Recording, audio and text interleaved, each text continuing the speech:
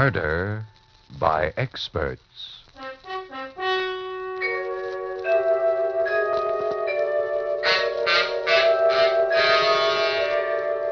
The Mutual Broadcasting System presents Murder by Experts, with your host and narrator, Mr. John Dixon Carr, world-famous mystery novelist and author of the recently published bestseller, The Life of Sir Arthur Conan Doyle.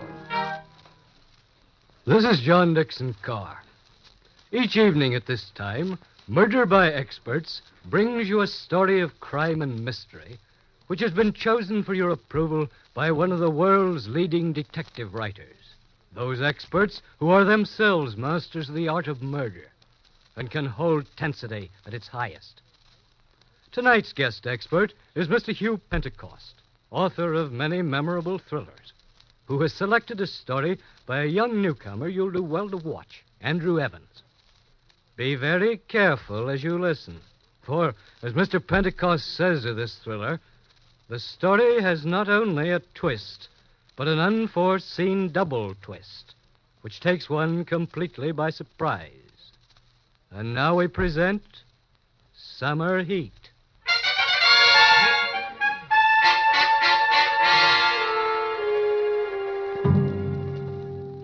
Look now at the old elms, the ivy-covered buildings on the campus of a small Midwestern university. It's a fine June afternoon when you hear laughter and the greetings of the reunion of the class of 36.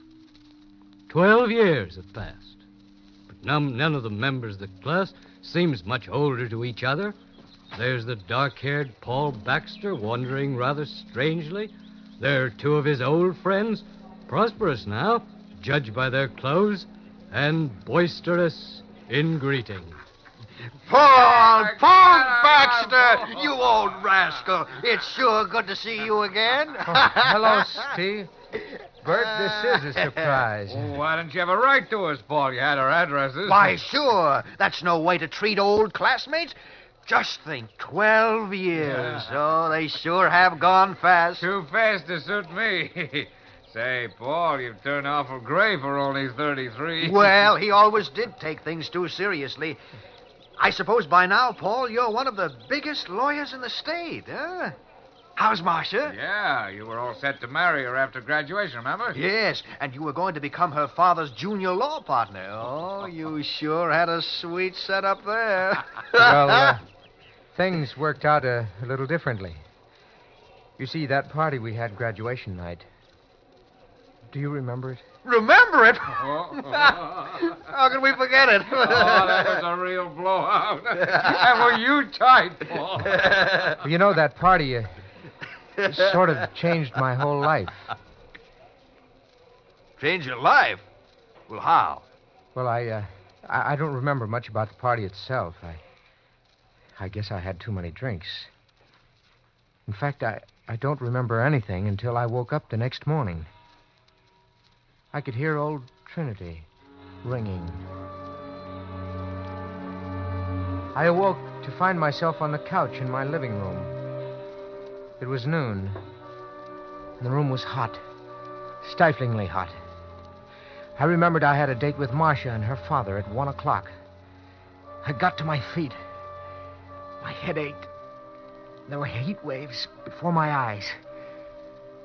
Feeling sick, I staggered toward my bedroom, and then I saw him. A man, asleep on my bed, his back to me. For a moment, I stood there, trying to remember if someone had come home from the party with me. But the night before was a total blank. I crossed to the bed, bent over, shook his shoulder. Hey, fella. Hey, it's noon. Wake up. Come on, wake up. As I shook him, he had flopped over and looked up at me with staring eyes. He was dead. And there was a knife in his chest. My hunting knife. I stood stunned, staring down at the body on my bed. The dead man was an utter stranger to me. He was neatly dressed in old clothes. And my knife, My knife was in his heart. I killed him. I couldn't remember when or how or why, but I'd killed him. Frantically, I tried to remember what had happened. Was he a panhandler? Someone I'd met on the street and drunkenly brought home with me? I didn't know. I couldn't remember. As I stood there, trying to get a grip on myself, I suddenly realized there was someone at the door. Instinctively, I walked into the living room and towards the door. Just as I was about to open it, I realized the danger of letting anyone into the apartment. I put my ear against the door and listened. I heard voices. Yours, Steve. And yours, Bert. Hey, Paul, open up. We want to say goodbye. Come on, Paul. Wake up, will you? We're leaving for California in 15 minutes. I guess old Paul isn't in. Yeah. I wonder how he felt when he woke up. Boy, what a head he must have had. Still, I'd sure hate to leave without saying goodbye. Well, he has our California address. He can write to us. Come on, or we'll miss that train. Then they were both gone, and I dared to breathe again. I tried to think calmly, figure out what to do. I knew I should call the police, but they might charge me with murder. And what defense could I offer? I thought of Marcia.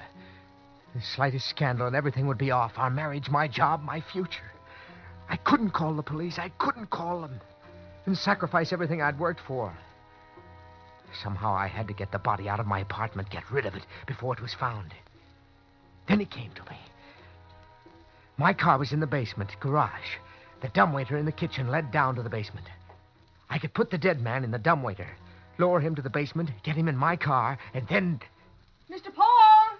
Oh, Mr. Paul! It was Jenny, the cleaning woman. She'd let herself in with a key. I hurried into the living room, closing the bedroom door behind me. Oh, there you are. A fine time for a rising young lawyer to be getting up. Oh, hello, Jenny. I guess I overslept. I was at a party last night. A party, was it? Everyone on the campus is talking about it. And the complaints. Well, now, step aside and let me into that bedroom. I got to start cleaning. Jenny, can't you come back later and do the place? No, I can't. Now, get out of my way. Jenny, wait. I don't want you to clean up yet. Paul, what's wrong? Why are you blocking the door like that? Well, the truth of the matter is, one of the boys had a bit too much last night, and he's in my bedroom sleeping it off. Oh, well, get him out of there. Take him to a Turkish bath. Turkish bath. Oh, yes, that's a good idea. Look, Jenny, just give me half an hour to get him dressed and out of here. Then you can come back and clean up. A half hour, nothing. I'll give you exactly 5 minutes. All right, Jenny, I'll have him out of here by then. You'd better. She was gone, and I had 5 minutes, just 5 minutes. I went into the bedroom and quickly went through the dead man's pockets. They were empty. There was no identification in them. The thin, pinched face told me he was a nobody, a derelict, someone who might never be missed. As I was about to lift him off the bed, the phone rang. Its shrill ring filled the room. Hello? Hello, darling. Marcia. How was your stag party last night? Did you miss me? Miss you? You sound as though you have a dreadful hangover. Hangover? Oh, yes. Oh, excuse me a minute, Marcia. There's someone at the door. Yes? I'll be coming in to clean your room in another minute, Paul. Jenny. So get your friend out of there. Oh, yes, Jenny, yes. Just give me another minute and we'll be out of here. Marcia, I can't talk to you any longer. I'm in a hurry. Then you haven't forgotten your appointment with Father and myself at 1 o'clock. No.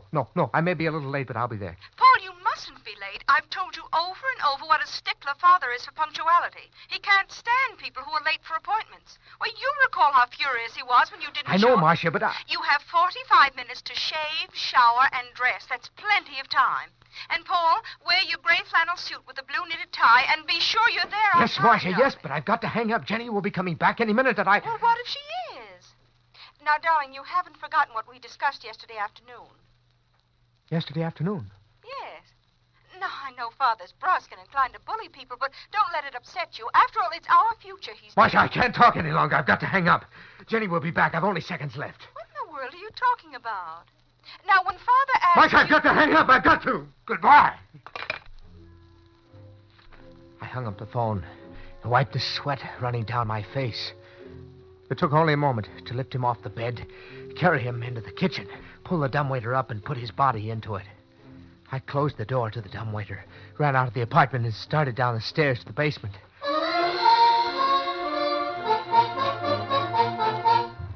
I got down to the basement to find Ben, the janitor, leisurely pulling on the dumbwaiter rope. Ben! Oh, Ben. Oh, hello, Paul. If it's your car you're after, it's there by the door, all washed like you asked. Thanks, but Ben, stop a minute, will you? I want you to do something for me. Sure, Paul, just as soon as I've emptied this dumbwaiter. Will you stop blowing that dumbwaiter? Stop, you hear? Hey, what's wrong with you? You're acting mighty strange. I'm sorry I shouted like that, Ben. It's just that there's a package up in my apartment that I'd like you to mail right away. There's $1 in it for you. All right. But there ain't no need to rush. Today's Sunday. The post office is closed. Closed? Sure. Say, what's the matter with you anyway? Must be the heat.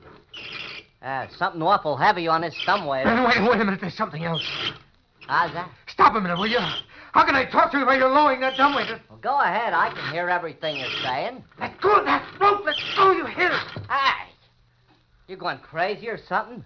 I've half a mind to call the super and tell him what No, don't do that.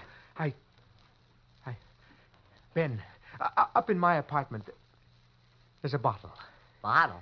Yes, I brought it home last night. It's half full. I wanted you to have it for cleaning the car. Oh, thanks. I sure appreciate that, Paul. I'll go up and get it as soon as I've emptied this dumbwaiter. It's almost down now. But Ben, Jenny just went in to clean. You know how she feels about drinking? Jenny? Jumping grasshoppers. Why didn't you say so? That woman will pour it all down the drain if I don't get there first. As soon as Ben disappeared up the stairs, I pulled the dumbwaiter the rest of the way down, opened the door, and he fell into my arms. Slinging the body over my shoulder, I staggered with it to my car and swiftly dropped him on the floor in the back. It was an old touring car. The top was long since gone. To hide the body from view, I covered it with an old blanket. A moment later, I started the motor and rolled smoothly out of the basement and into the driveway. As I did, I heard Ben shouting to me from my window. Oh, hey, Paul, wait a minute. I got something to I pretended not to hear Ben calling. Instead, I stepped on the gas.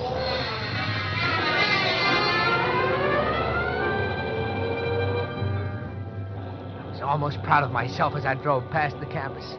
I was in trouble, but I was thinking fast, as a good lawyer should. I'd already decided I'd have to get rid of him by dumping him into the river. As I came to Main Street, driving neither too fast nor too slow, I turned left toward the river. There was very little traffic, and I was just about to speed up when behind me I heard a whistle blowing. It was Dugan, the town's only traffic cop, and he was blowing for me to stop. There was nothing to do but pull over to the curb. As Dugan hurried up to me, I realized I'd driven through a red light.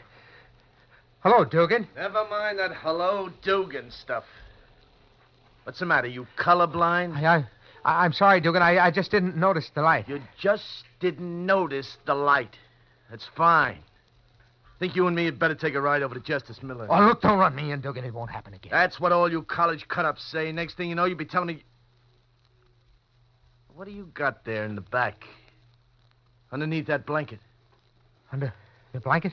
You heard me. What's under it? Why, that's Roy Hamilton, one of my classmates. Yeah, well, what's he lying on the floor under a blanket on a hot day like this for? Last night at our farewell shindig, Roy had a few too many. He's still out. I'm taking him home. Where does he live? At Mrs. Randolph's boarding house. What are you handing me? That's in the other direction. Yes, I know, but first I'm taking him to the Turkish Bath on Elm Street. Yeah, well, by the time you get him there, the poor guy will be dead. Ain't you got no sense? What do you mean? Look at the way you got the blanket over his head, and in this heat, too. I better pull the blanket off his face so he can breathe. No. I covered his face on purpose. Suppose Dean Richards or somebody saw Roy like this. Yeah, that's right. But just the same, I better... Constable, could I see you for a minute? I'll be right with you, Johnson. Where were we, Baxter? Oh, yeah, the guy in the back. He'll smother to death if we don't move the... It's important. I've got to see you right away. I'm coming. I won't run you in this time, Baxter, but from now on, stay awake when you're driving. I will, Dugan. And for Pete's sake, pull the blanket off that guy's head. Take it easy, Jensen. I'm coming.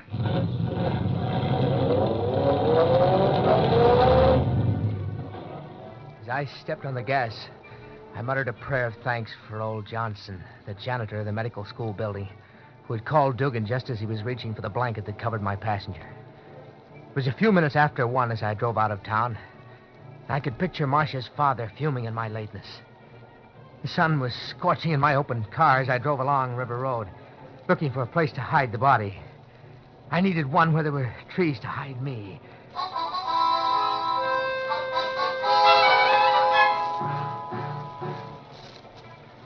The hours that followed were like a nightmare. The heat was stifling, and I could feel my hand shaking on the wheel from nervous tension.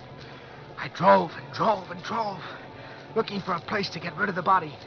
But the whole countryside seemed to be swarming with people, families picnicking, Boy Scouts camping, kids in swimming, couples in parked cars. No matter where I turned, there was always someone in sight. Little spots danced before my eyes. Waves of faintness swept over me. My hand began to ache, and my head, too. Unbearably. It was already long after 3. I was late for my date with Marcia and her father. That didn't matter. Nothing mattered but to get rid of the body in the back of the car. I had to get rid of it. I had to.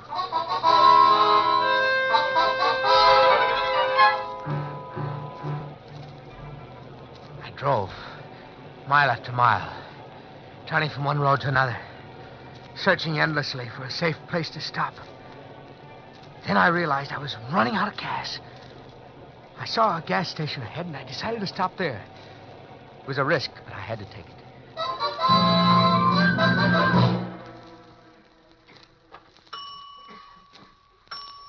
Okay, mister. That's 5 gallons. Want me to check your oil? No, thanks. How much? It's $1.15. Whew, boy, it's hot, isn't it? Yes, it's hot, all right. Here you are. That's $1.15 out of 5. Now get your change. Hey, this rear tire looks a little flat. That's all right. You want me to check it? Won't take but a minute. It's all right, I tell you.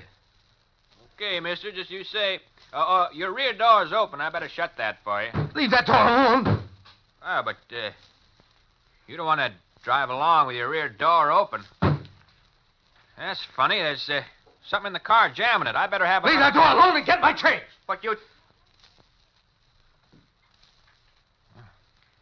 All right, mister. Just as you say. I'll get your change. He hurried into the station. I looked in the back of the car and saw what had kept the door from closing. It was a hand. His hand sticking out from under the blanket. The attendant had seen it. He would be phoning the police.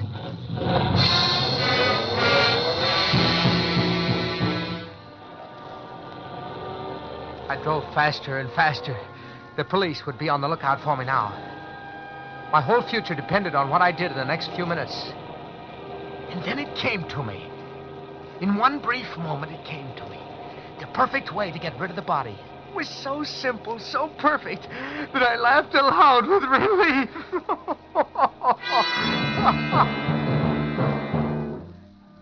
A half hour later, I was parked in an alley behind one of the university buildings. It was Sunday, and the place was deserted. Despite my fatigue and aching head, it took me but a moment to carry the body into the basement of the medical building and down the corridor to the basement room where the bodies for the dissecting classes were kept.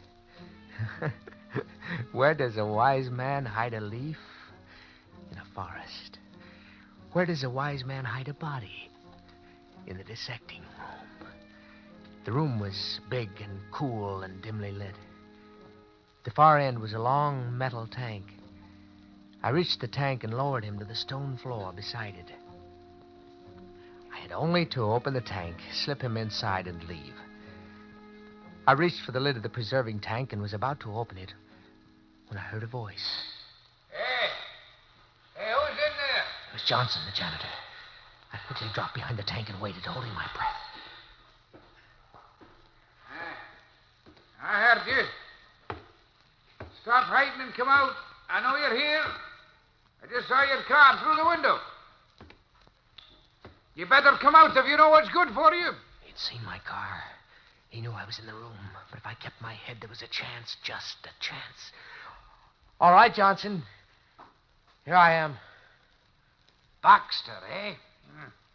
So it's you, is it? You're the one who... Johnson, wait a minute. Let me explain. Explain, huh? After last night, I'm not listening to any fancy stories.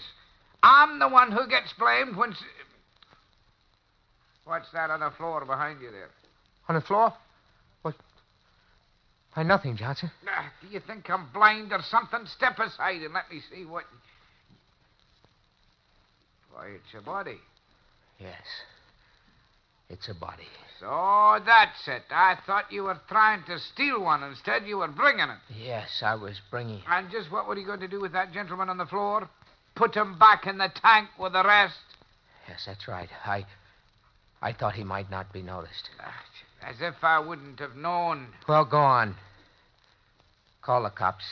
Let's get it over with. All right, Baxter. Of course, I don't have to call the cops. Nobody knows about this but you and me. What do you mean? Well, I was going to make a report, but this way there's no harm done, so I might be able to overlook the whole thing if I was persuaded properly. You might overlook it? That's right. You just leave this fella to me and there's no fuss because nobody's the wiser. You'd do that? You'd keep your mouth shut? I guess I could be persuaded to. How much? Well, suppose we say $50. $50? That isn't much, considering what would happen if I reported you. Oh, no, it isn't $50. That's very cheap to help me cover up a murder. Murder? More of your jokes. I'm not talking about murder. I'm talking about putting number 37 here back in his proper place.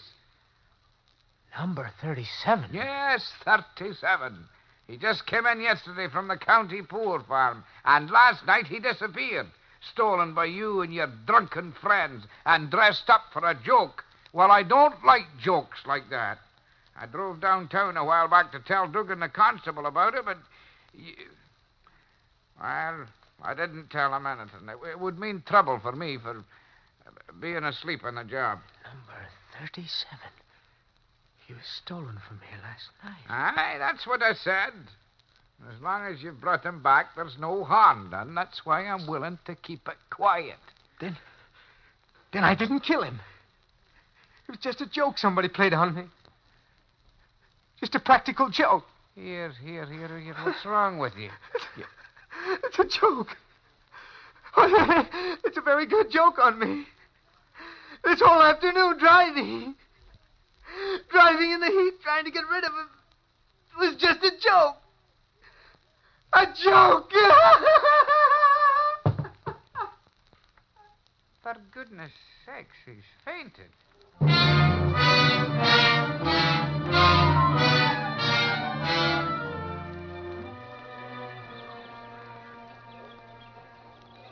Well, that's the story of what happened the day after our graduation party 12 years ago. When I came to, I was in the college hospital. I'd been unconscious a week.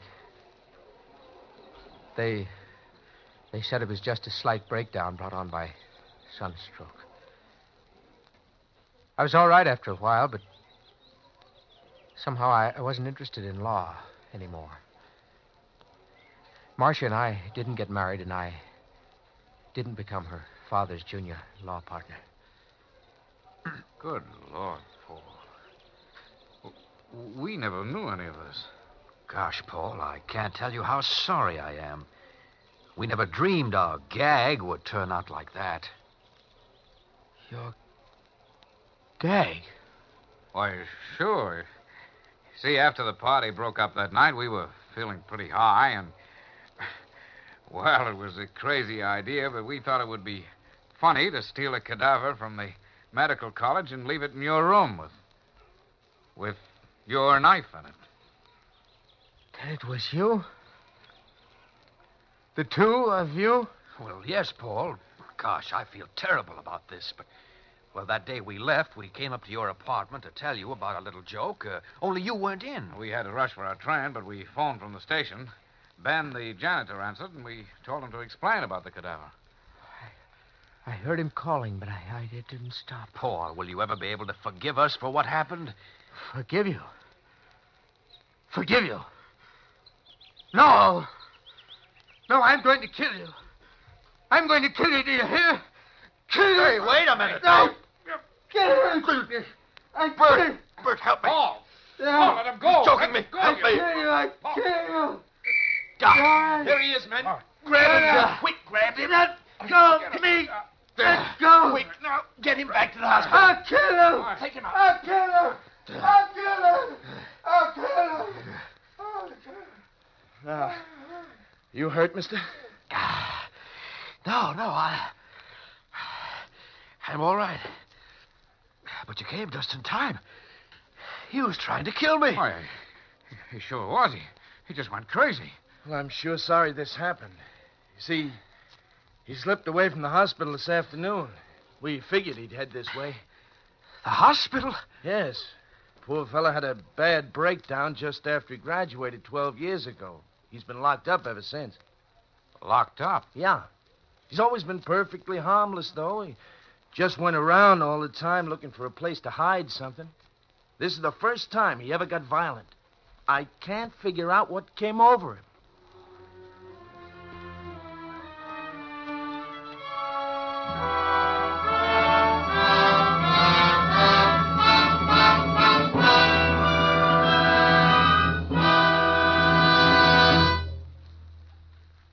And so the curtain falls on Summer Heat, which was chosen by guest expert Hugh Pentecost, whose latest thriller, Where the Snow Was Red, will be published next month. We welcome your comments on tonight's story. All letters should be addressed to Murder by Experts, care of Mutual Broadcasting System, New York 18, New York. Next week at this time, Murder by Experts brings you the story of a woman who pitted her wits against death. A story selected for your approval by Brett Halliday, creator of the rough, tough detective known as Mike Shane. Until then, this is your host, John Dixon Carr, saying good night.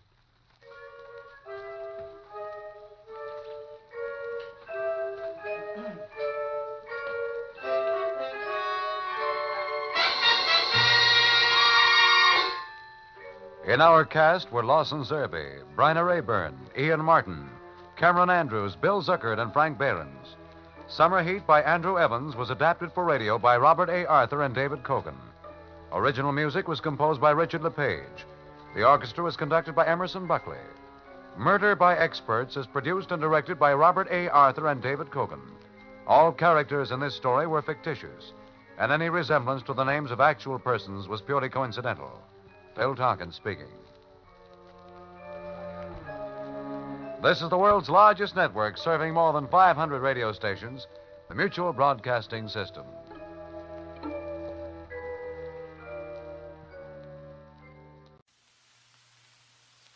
In just a moment, Sleep No More. But first, here's the way NBC Radio cooks up a dish you're sure to enjoy. First, we take Eddie Howard and his orchestra, add songs by Dick Hames, and then blend with the music of Tex Beneke. We spice with comedy, sprinkle with games and contests, and stir with jack-of-all-trades, master of ceremonies, Bert Parks. And lo and behold, we have an NBC bandstand, a refreshing dish of entertainment that really gives you a lift in the morning. And the NBC bandstand won't add an inch to your waistline. And now, stay tuned for Sleep No More on NBC. This is Nelson Olmsted. Sleep no more.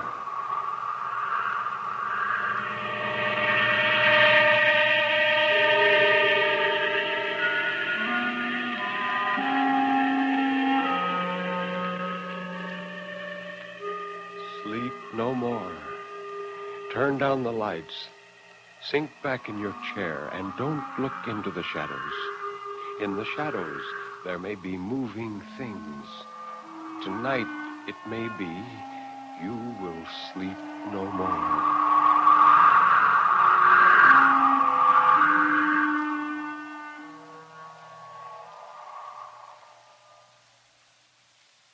Good evening. This is Ben Grauer introducing tonight's tale of terror. told by Nelson Armstead on the National Broadcasting Company's presentation of Sleep No More. The story of terror can be as simple as a sheeted ghost rattling chains. It can be a complex and hidden world of horror, lurking in such unholy dimensions as only the dead and the moonstruck can glimpse. Or it can be those terrible, fathomless shadows which lie buried deep in the primitive mind of civilized man. And for this evening, well, Nelson Armstead, tell us about this evening's story. Thank you, Ben. We have 2 stories tonight, and the first of these is by a favorite author of mine, a citizen of Roanoke, Virginia, by the name of Nelson S. Bond. Every time I think of this story, I'm reminded of a certain limerick which goes, "The other night upon the stair, I saw a man who wasn't there. He wasn't there again today. How I wish he'd go away." And that might very well serve as the theme of the first story. It's called Mr. Mergenthwirker's Lovelies.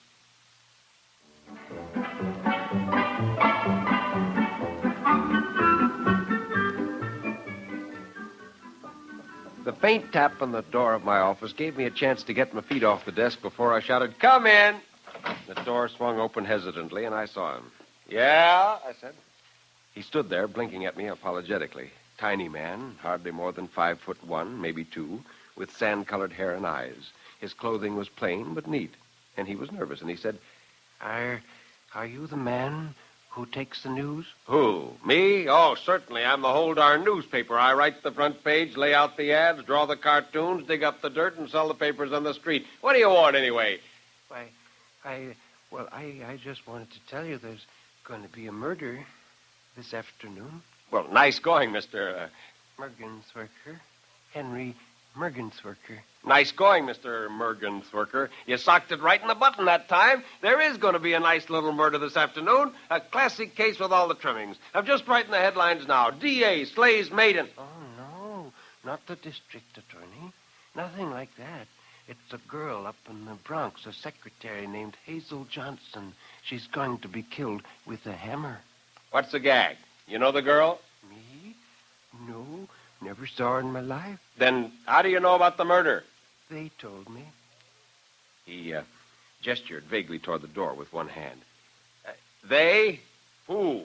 My lovelies. The big one's name is Japheth. The little one's named after me. They tell me everything. Now, wait a minute, buddy. Are you trying to tell me there's somebody in this room besides you and me? Oh, don't tell me you can't see them. So few people can. It's all because they will change color. If only they'd stay put. But no, they're forever... Listen, Mr. Watsits, I got things to do, but worrying about your DTs isn't one of them. Now, scram! I pushed him, indignantly protesting, through the door. It wasn't 10 minutes later, the boss shoved open his door and let out a blat to high heaven. "Holy Godshaw! Get McGuire and light out for the Bronx! There's a hammer killing up there! A gal named Johnson! Hazel Johnson!"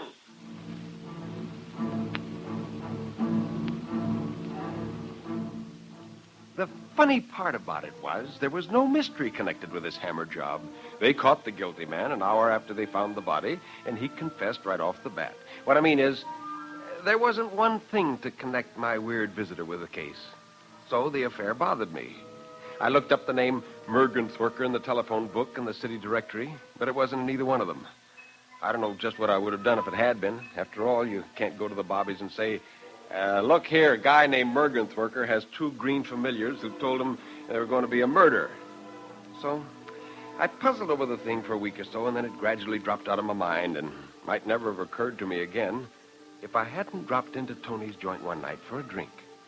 Now, the back room is a dimly lit little hole with only about 4 tables, and as I entered, I saw this Mergenthwirker sitting at the best table with a beer glass before him. The places on his left and right had beer glasses, too, but no one was sitting there. The sandy little man looked up as I entered. Oh, hello. Won't you join us? Oh, not there! Oh, you sit on Henry. I took the chair across from him. It's so dark in here. I guess you didn't see Henry, did you? No, I didn't. Listen, buddy, I've been looking for you. How did you know about that Johnson murder? Why, my lovelies told me. Henry here and Japeth. Yes, certainly. They tell me all sorts of things. For instance, did you know the Second National is going to be robbed on Tuesday? The Second National? Yes. 4 men in a blue car will hold it up at 3:30 p.m. Only the police will catch them. They're going to smash up their car trying to escape. Oh, got all the details, haven't you? I always have all the details. I had all the details before, but you... Well, it doesn't matter. Will you call Tony, please? Japeth wants more beer. I gulped and stared at Japeth's glass. Or maybe I stared first and then gulped. The glass was empty. And I would swear on a stack of proof sheets that I'd been watching Mr. Mergenthwirker every instant since I'd come in, and he hadn't drunk that beer himself. Say, does he drink very much beer? Oh, barrels. Both he and Henry. But what can I do? If I don't buy it for them, they make scenes. Scenes? Yes, you know, pinch people on buses and whisper things to girls, and especially pretty girls and young girls. Oh, Henry's the worst. He just doesn't seem to care what he says to young girls. Mergenthwirker, either you're off your trolley or I am. You call Japeth and Henry lovelies. Now, what do you mean by that? Why, that's what they are, of course. But how or where did you get them? I've always had them. Ever since I was very young. Japeth came first, but he was lonely, so after a while the little one came too. We named him Henry, after me. Of course, he was very young when he came, and he had some perfectly awful habits at first, but he's starting to get over them now. Habits? What kind of habits? Oh, lovely habits. Things like Pudgeton and Rickentrooks and... what's that? Oh, Japeth says you wouldn't understand. Do you mind? Not at all, no. Say, Mergenthwirker, I've got to run along now, but I wish you'd drop in at our office again someday soon and bring the lovelies with you. Thank you. I will. I rose from the table, reaching for my hat. Oh, Japeth and Henry say thank you for the beer. I glanced at the table swiftly, and once more, the beer glasses were empty.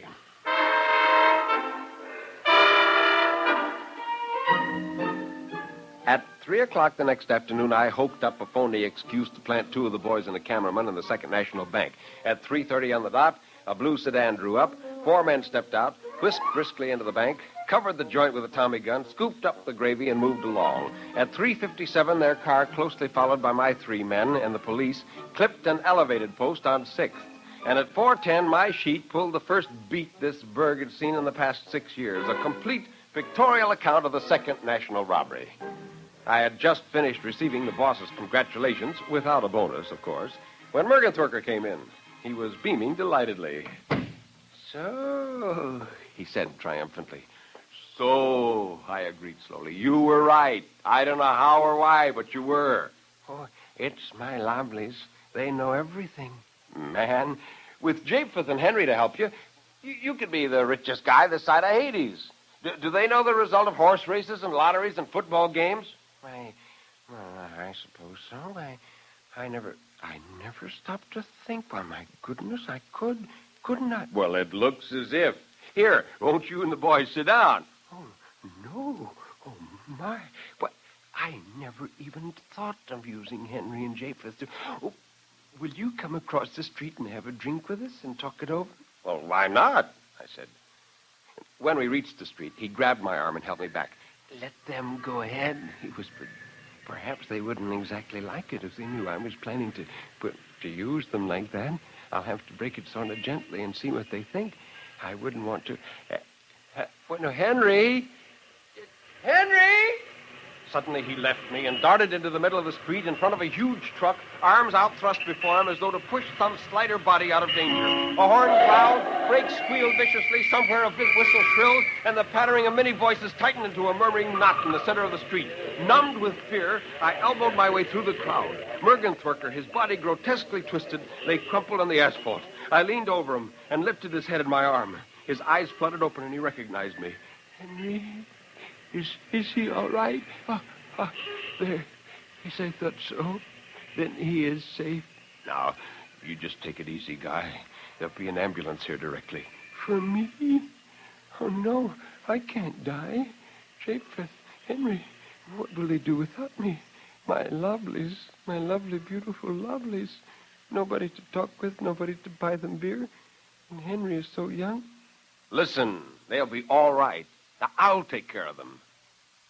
Thank you. Thank you very much, said Mr. Mergenthwirker.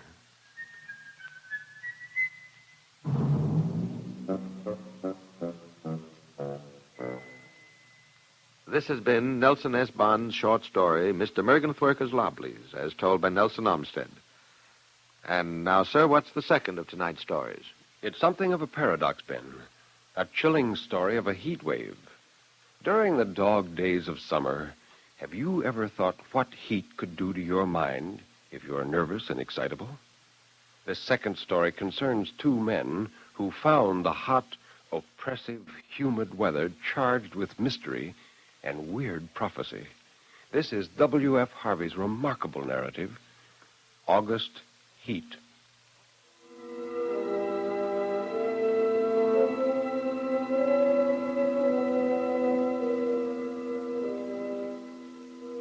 Fenistone Road, Clapham, August 14th. My name is James Clarence Wittencroft. I'm 40 years old, in perfect health, never having known a day's illness. By profession, I'm an artist. This morning, after breakfast, it was oppressively hot. And I'd just made up my mind that the coolest and most comfortable place in the neighborhood would be the deep end of the public swimming bath when the idea came, and I began to draw. The final result for a hurried sketch was, I felt sure, the best thing I had done. It showed a criminal in the dock immediately after the judge had pronounced sentence. The man in the picture was fat, enormously fat. I rolled up my sketch and, without quite knowing why, placed it in my pocket. And then, with a rare sense of happiness which the knowledge of a good thing well done gives, I left the house.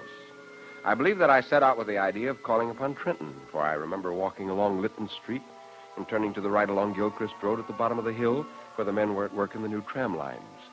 From there onwards, I have only the vaguest recollections of where I went. The one thing of which I was fully conscious was the awful heat that came up from the dusty asphalt pavement as an almost palpable wave. I longed for the thunder promised by the great banks of copper-colored cloud that hung low over the western sky. I must have walked 5 or 6 miles when a small boy roused me from my reverie by asking the time. It was 20 minutes to 7. When he left me, I began to take stock of my bearings. I found myself standing before a gate that led into a yard bordered by a strip of thirsty earth, where there were flowers, purple stock and scarlet geraniums. Above the entrance was a board with the inscription, Charles Atkinson, monumental mason, worker in English and Italian marbles. From the yard itself came a cheery whistle and the noise of hammer blows and the cold sound of steel meeting stone. A sudden impulse made me enter. A man was busy at work in a slab of curiously veined marble. He looked up as he heard my steps and stopped short. Why, it was the man I had been drawing, whose portrait lay in my pocket. He sat there, huge and elephantine, the sweat pouring from his scalp, which he wiped with a red silk handkerchief. But though the face was the same, the expression was absolutely different. He greeted me, smiling, as if we were old friends, and he shook my hand. And I apologized for my intrusion, and I said, "Everything is hot and glary outside. This seems like an oasis in the wilderness." And he replied, "Oh, I don't know about the oasis, but it certainly is hot. Oh, there's blazes. Take a seat, sir." And he pointed to the end of the gravestone on which he was at work. And I sat down and I said, "That's a beautiful piece of stone you've got hold of." And he shook his head. Now, in a way it is. Well, the surface here is as fine as anything you could wish, but there's a big flaw at the back there. I don't expect you'd ever notice it. I could never make a really good job of a bit of marble like that. It would be all right in the summer like this. Wouldn't mind the blasted heat. But wait till the winter comes. There's nothing quite like the frost to find out the weak points in stone. Well, then, what's it for? Well, you'd hardly believe me if I was to tell you it's for an exhibition. But it's the truth. Artists have exhibitions. So do grocers and butchers. We have them, too.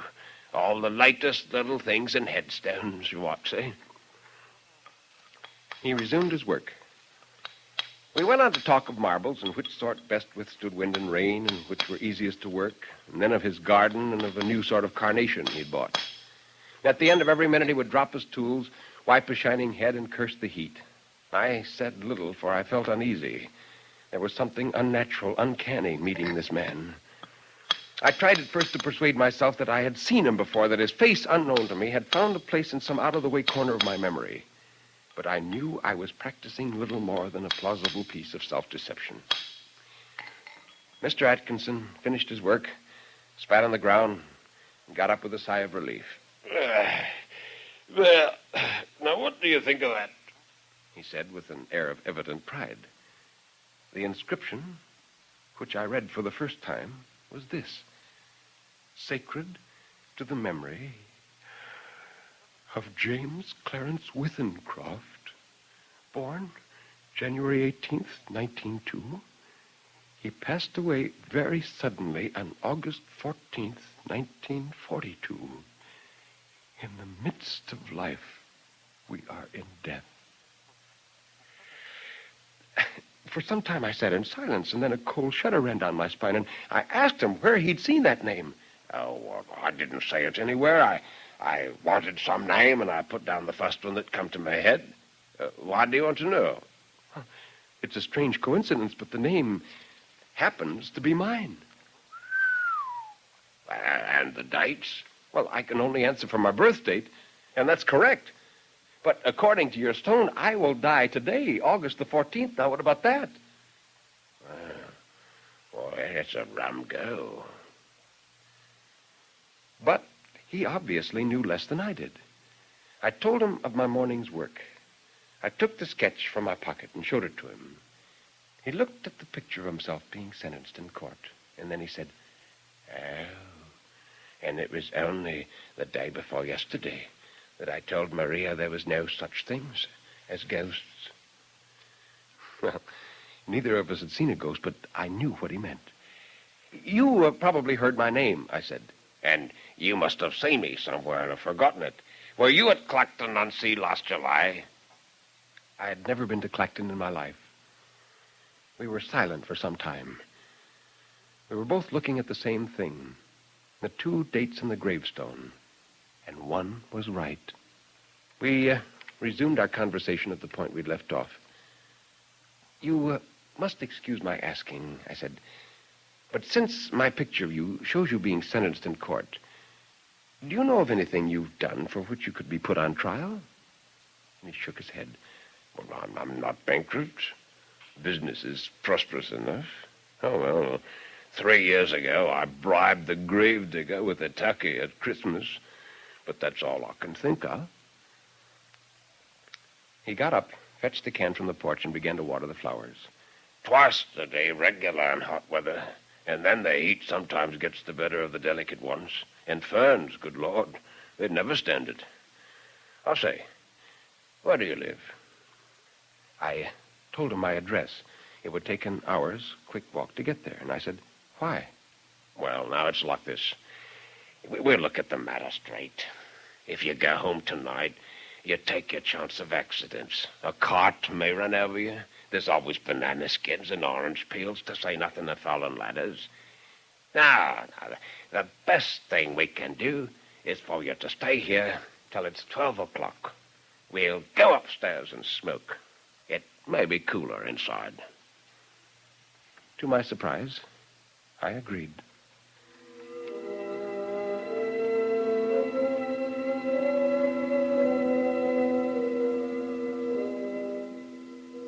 We are sitting in a long, low room beneath the eaves. Atkinson has sent his wife to bed. He himself is busy sharpening some tools at a little oil stone, smoking one of my cigars the while. The air seems charged with thunder. I'm writing this at a shaky table before the open window. The leg is cracked, and Atkinson, who seems a handyman with his tools, is going to mend it as soon as he's finished putting an edge in his chisel. It's after 11 now. I shall be gone in less than an hour. But the heat is stifling. It's enough to send a man mad.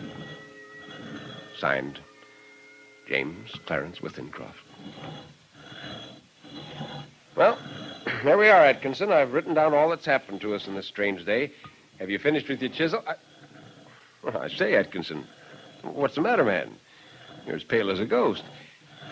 Atkinson, what are you doing? Wake up, man. Atkinson. Atkinson! Atkinson, what have you done?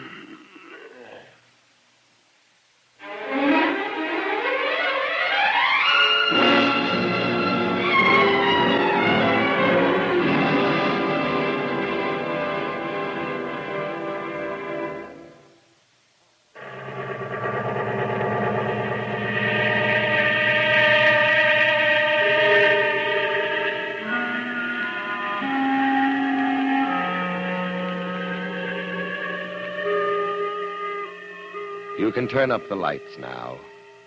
You can look around you. Nobody is there, really. Everything is all right, isn't it?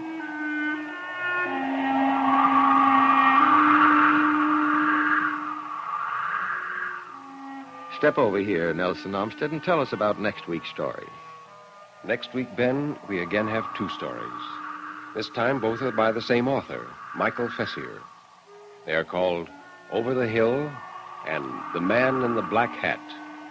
I know you'll enjoy them.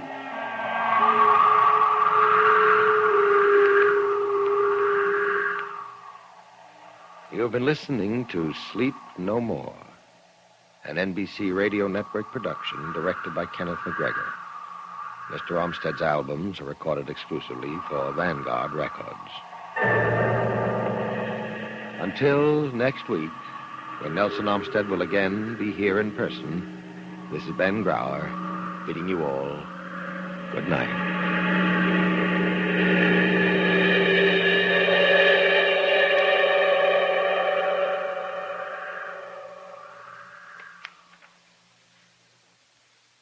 Hear Bert Parks and Dick Ames live weekday mornings on NBC Bandstand.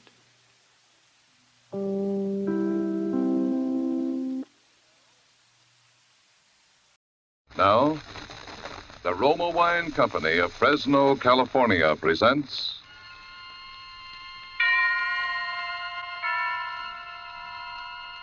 Suspense.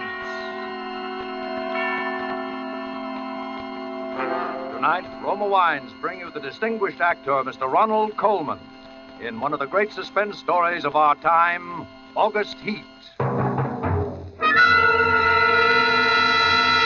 Suspense is presented for your enjoyment by Roma Wines. That's R-O-M-A, Roma Wines.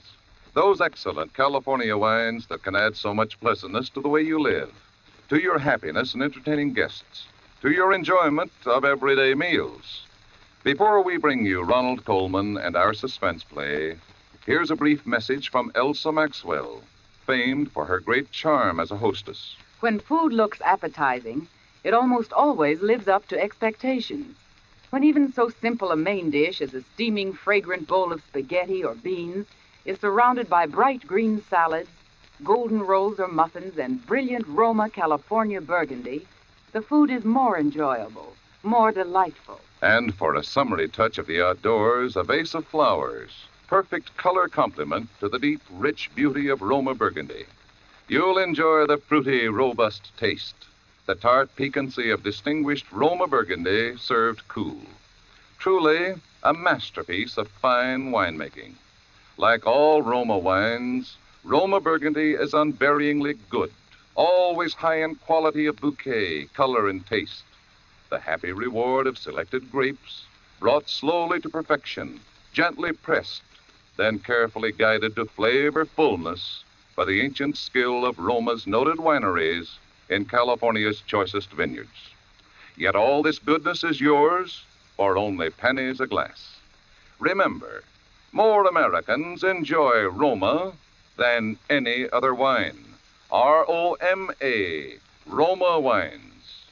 Yes, right now a glassful would be very pleasant, as Roma wines bring you a remarkable tale of suspense. And with August Heat, W.F. Harvey's matchless narrative of premonition and the brooding terror of twilight and the unseen, and with the performance of Ronald Coleman, Roma Wines hope indeed to keep you in suspense.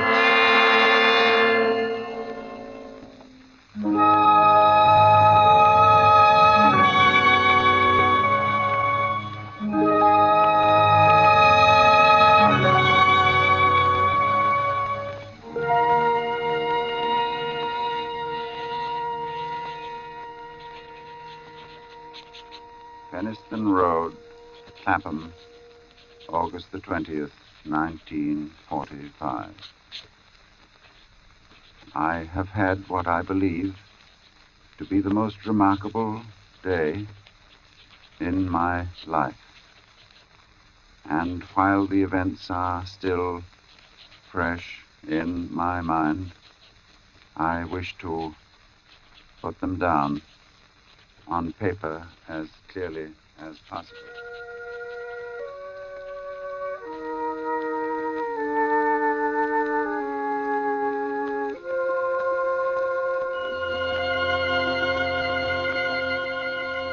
Let me say at the outset that my name is James Clarence Withencroft. You must remember that in order to have the full implication of my story. James Clarence Withencroft. I'm 40 years old, in perfect health, never having known a day's illness. By profession, I am an artist. Not a very successful one, but I earn enough money by my black and white work to satisfy my necessary wants.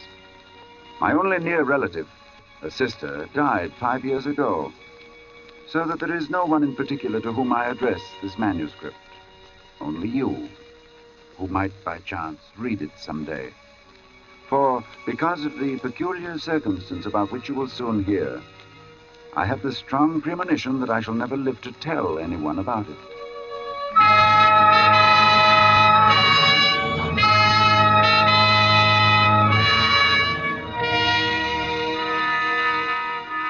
I breakfasted this morning at 9 at the usual time. It was no different from any other morning. And after glancing through the morning paper, I lighted my pipe.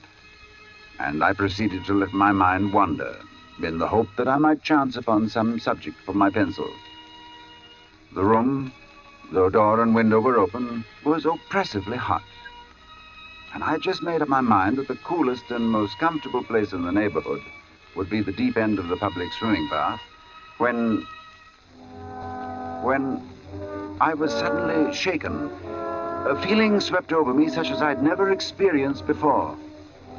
I attempted to rise to my feet, but somehow it seemed as though I had suddenly been fastened to my chair. My hand went out in an effort to brace myself. And then, before I knew what I was doing, my pencil was in my hand, and I began to draw. It was as though someone had taken my hand and was moving it across the paper, swiftly, in bold strokes. And then I seemed to take over. My hand, under its own power, began to draw. I soon forgot the oppressive heat. Everything was forgotten in this frantic feeling that the sketch must be finished as soon as possible.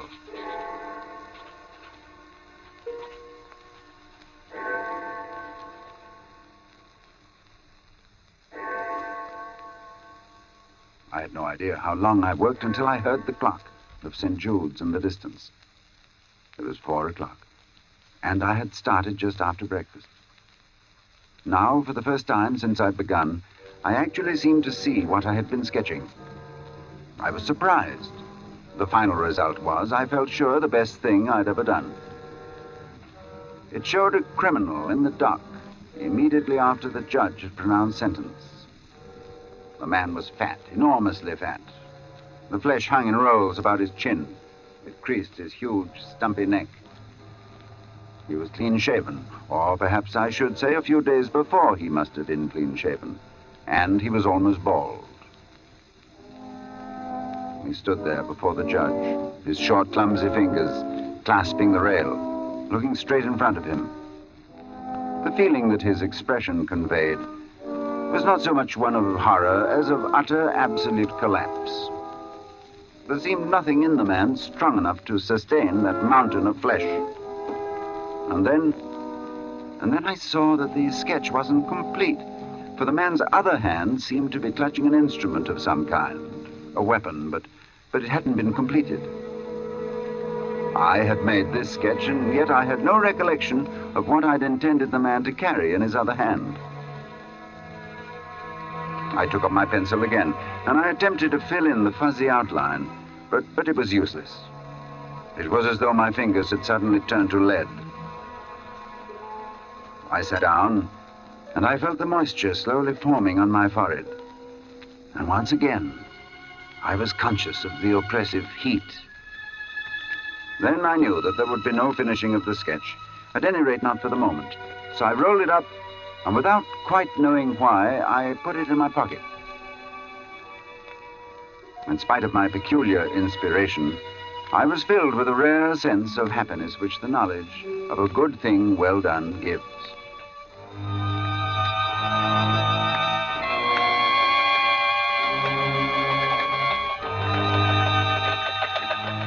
I believe that I set out with the idea of calling upon Trenton, for I remember walking along Lytton Street and turning to the right along Gilchrist Road at the bottom of the hill where the men are at work on the new tram line. From there onwards, I have only the vaguest recollection of where I went. Through parks, along crowded streets, always conscious of the awful heat that came up from the dusty asphalt pavement in a suffocating wave.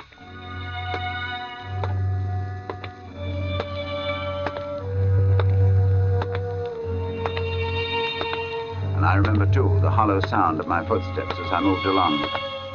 Although walking aimlessly, I somehow knew that there was a goal, a something to which I was drawn. I longed for the thunder promised by the great banks of copper-colored clouds that hung low over the western sky. I've really no idea how far I walked when a small boy roused me from my abstraction. You got the time, mister? 20 minutes to 7. Thanks. Hot enough for you, sir? Yes. When he left me, I began to take stock of my bearings. I found myself standing before a gate that led into a yard bordered by a strip of thirsty earth. There were flowers, purple stock and scarlet geranium, and great numbers of bees droned over them. I stood looking down at them for a moment, and then, for some reason, I looked up. Over the entrance to the place, there was a board with the inscription, Charles Atkinson, Monumental Mason, worker in English and Italian marbles.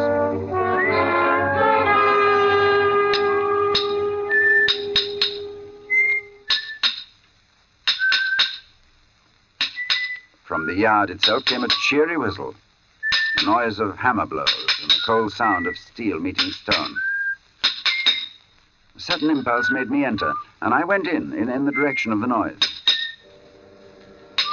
There was a man, sitting with his back towards me. He was busy at work on a slab of curiously veined marble. Then, without turning, his hammer stopped in midair as he was about to bring it down on his chisel.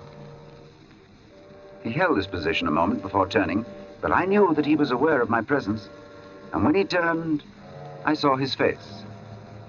It was, although I'd never seen him before, it was the face of the man I had been drawing.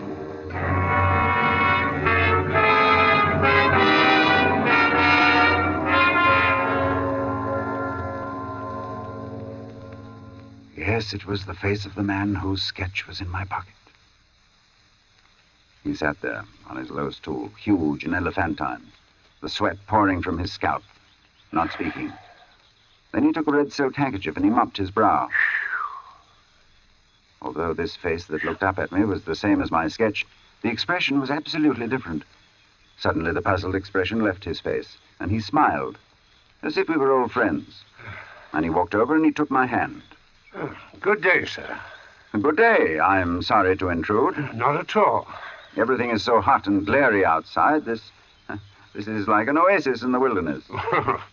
I don't know about an oasis, but it certainly is hot. Whew. Take a seat, sir. He pointed to the end of the gravestone on which he was at work, and I sat down. Very hot.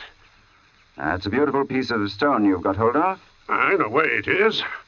The surface here is as fine as anything you could wish. But there's a big flaw at the back. Oh, I don't expect you'd notice it. Oh, I shouldn't think so. I could never really do a good job on a bit of marble like that. It would be all right in the summer like this. Wouldn't mind the blasted heat. But wait until the winter comes. Winter?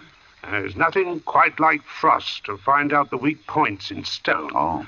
A gravestone, you see. Oh, I see. Then what's this one for? You'd hardly believe if I was to tell you, but it's for exhibition. It's the truth. Artists have exhibitions, so do grocers and butchers. Oh, we have them too. All the latest little things in headstones, you know. He went on to talk of marbles, which sort of marble best withstood wind and rain, and which were easiest to work. Then of his garden and some new sort of carnation he had bought. At the end of every other minute, he would drop his tools, wipe his shining head. This heat's bad. A man's not responsible for what he does. This heat. I said little, for I felt uneasy. There was something unnatural, uncanny in all of this, the feeling that I'd experienced it all before. The oppressive heat, the fragrance of the stocks in the air, the conversation about the marble, the flowers, everything as though I had experienced it before. And yet I knew that I'd never ever been in this section of town before. I tried to persuade myself that at least I'd seen him before, that his face, unknown to me, had found a place in some out-of-the-way corner of my memory. But I knew that I was practicing little more than a plausible piece of self-deception. As I sat there quietly, watching him, he looked up at me and he said, There. What do you think of that? He said it with an air of evident pride, of a job well done. I could sense that he was experiencing the same feeling I had experienced when I'd finished my sketch. Then he got up with a sigh of relief. Hot. Hot, ain't it? I was seated in such a position that I was unable to see his work. And for some reason, I didn't move. Suddenly, he began to read what he'd carved on the tombstone. He spoke deliberately and with a flat voice. In the midst of life, we are in death. Born January 18th, 1905. I looked up with a start. This man had read my exact birthday.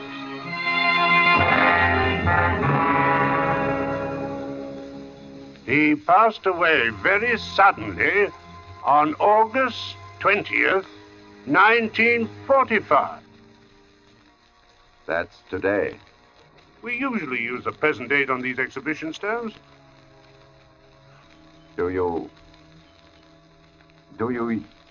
usually put a name on them, too? Yes. Sacred to the memory of James Clarence Withencroft.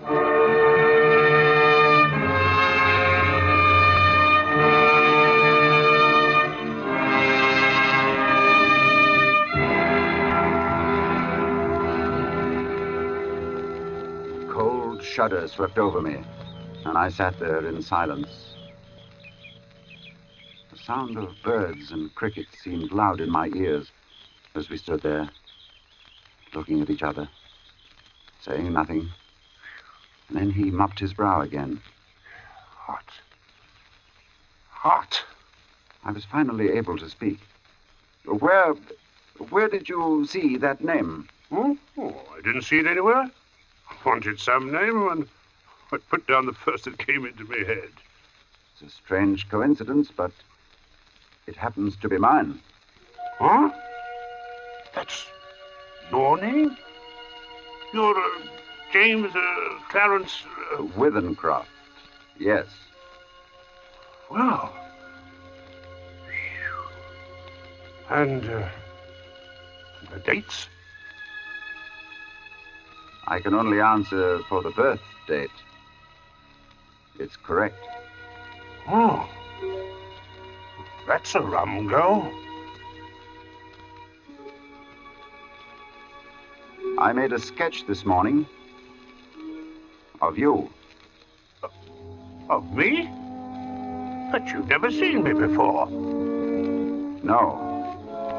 Oh. Oh. I took my sketch from my pocket and I showed it to him. As he looked, the expression on his face altered until it became more and more like that of the man I had drawn. And it was only the other day before that I told Maria there were no such things as ghosts. Neither of us had seen a ghost, but I knew what he meant. Then I spoke to him. You probably heard my name someplace. Yes. You must have seen me somewhere and forgotten it. Yes. Were you at Clacton-on-Sea last July? No, I've never been to Clacton in my life. Oh. And we were silent for some time again. And we stood there looking at one another and at the two dates on the gravestone. And the birth one was right, and the other was today. Well, come inside and have some supper.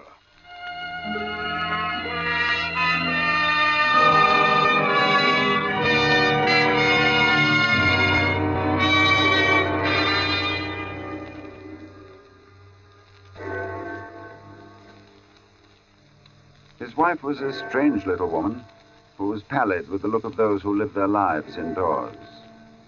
Her husband introduced me as a friend of his who was an artist, and he informed her that I was staying to supper. I spoke, making some comment that I hoped I wouldn't be an intrusion, and she looked up at me and she said, "You have a pleasing voice, Mr. Withencroft, and you're welcome in my home. I'm sorry Charles has not brought you here before."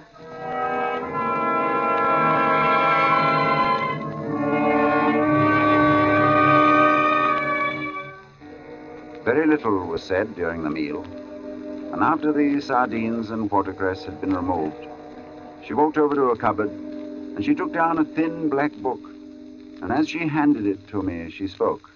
"Would you read aloud, Mr. Withencroft?" Puzzled, I looked down at the book which she'd opened and placed before me. It was a very tiny book. The Prophet, it was called, by an author unknown to me with a strange Eastern name, Khalil Gibran. And my eyes fell across the page, and suddenly I was reading aloud, as she'd asked me to. Then Almitra spoke, saying, we would ask now of death. And he said, you would know the secret of death. But how shall you find it unless you seek it in the heart of life? The owl, whose night-bound eyes are blind unto the day, cannot unveil the mystery of light. If you would indeed behold the spirit of death, open your heart wide unto the body of life.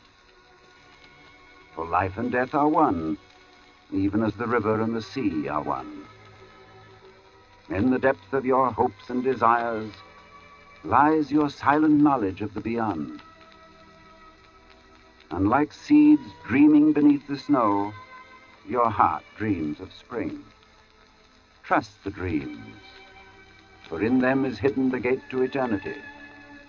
Your fear of death is but the trembling of the shepherd when he stands before the king whose hand is to be laid upon him in honor. Is the shepherd not joyful beneath his trembling, that he shall wear the mark of the king? Yet is he not more mindful of his trembling. For what is it to die but to stand naked in the wind and to melt into the sun? And what is it to cease breathing but to free the breath from its restless tides, that it may rise and expand and seek God unencumbered? Only when you drink from the river of silence shall you indeed sing. And when you have reached the mountain top, then you shall begin to climb. And when the earth shall claim your limbs, then shall you truly dance.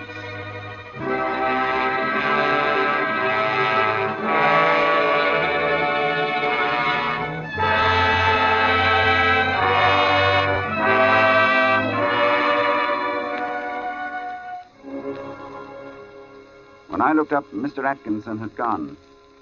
But his wife stood before me, and as she took the book, she spoke. Thank you. Then I went outside. And I found Atkinson sitting on the gravestone and smoking. He looked up at me. Hot. Man's not responsible for what he might do in this heat.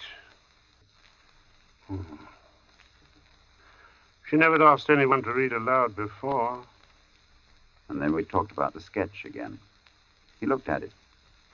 Likeness is me, all right. On trial.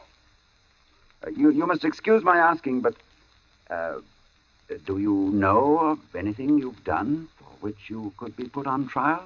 No, I've done nothing. Not yet.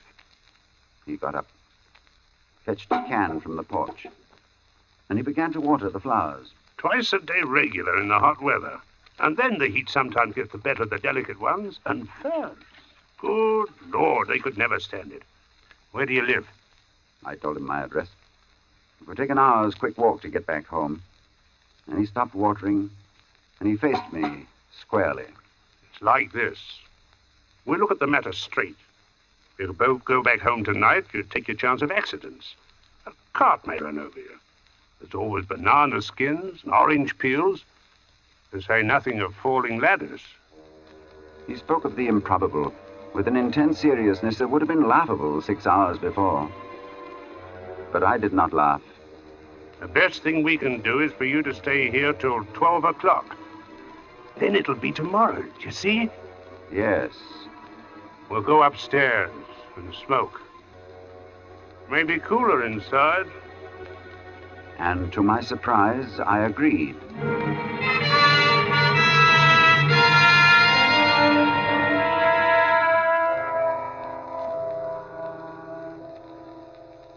We are sitting in a long, low room beneath the eaves.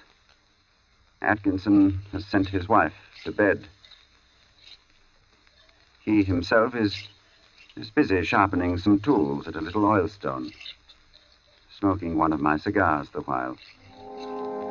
And as I look at my sketch before me, I suddenly see the fuzzy outline of what the man in the picture holds in his hands. But while I had not been able to sketch it before, I am able to do so now. It is a chisel, and it is stained with dark liquid. The sketch is completed now. The air seems charged with thunder, and I hear it in the distance. It is ominous, but it carries the hope of rain. Perhaps this damnable heat will be broken soon, and the day will soon be over. It is close to 12. I'm writing this at a shaky table before the open window. The leg is cracked, and Atkinson, who seems a handy man with his tools, is going to mend it as soon as he has finished putting an edge on his chisel. There. It is 12. The day is over. And I shall be going home. But the heat is stifling.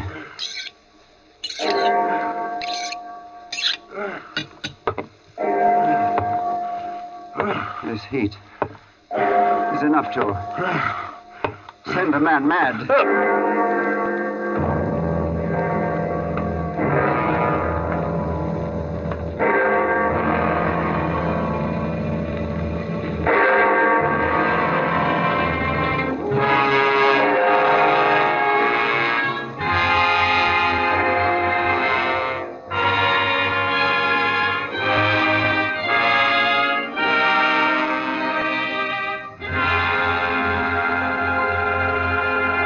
And so closes August Heat, in which Roma Wines have brought you Ronald Colman as star of tonight's study in Suspense.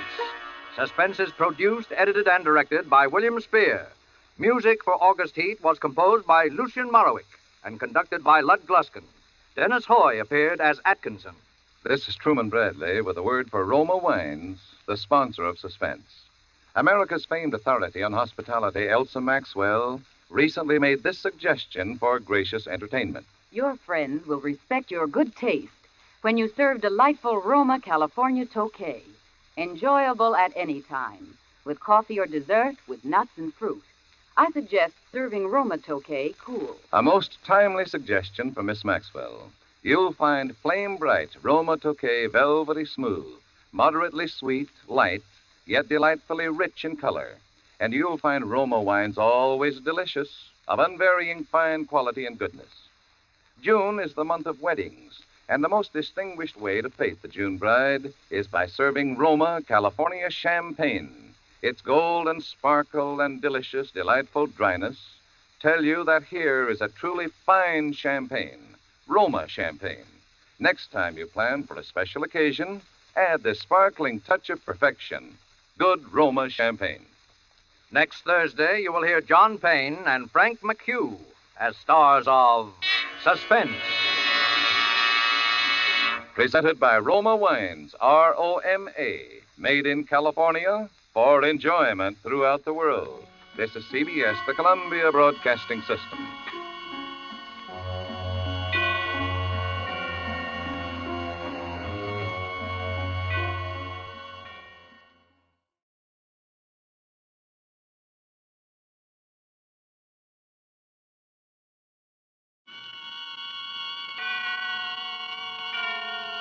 Autolite and its 96,000 dealers present Suspense.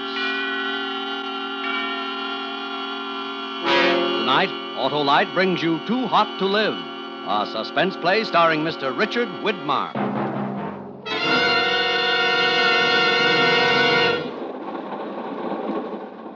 Hey, you!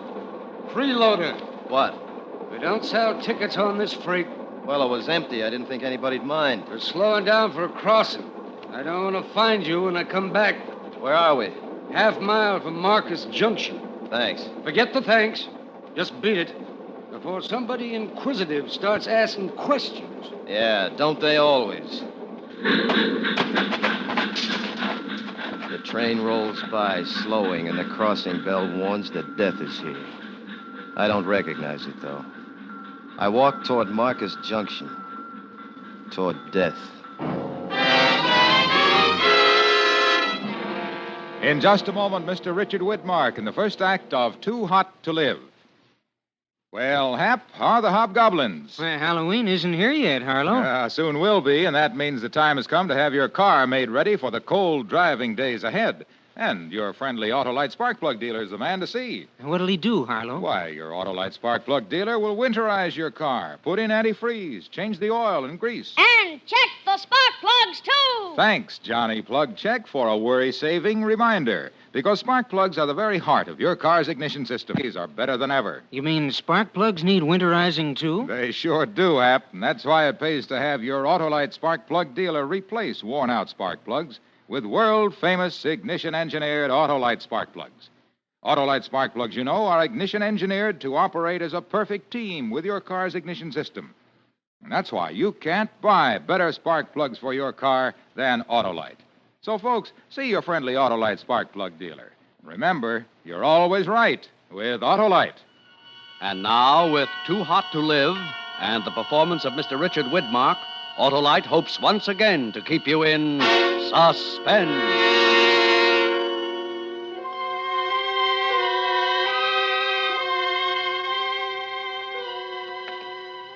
The sun is 11 o'clock high and starting to pucker the tar road leading into Marcus Junction.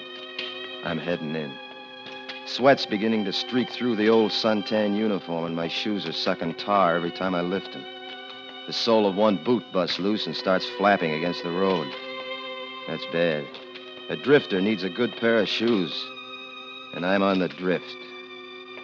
Marcus Junction, no different than 1,000 others like it. About a mile square of small buildings all pasted together. I walk a couple of blocks without finding a shoemaker. The town's almost empty this Saturday morning. And then a door opens ahead of me and a big man steps out. Really big, both ways. Big high, big wide. He's wearing steel-rimmed glasses screwed up tight above the pug nose of his round face.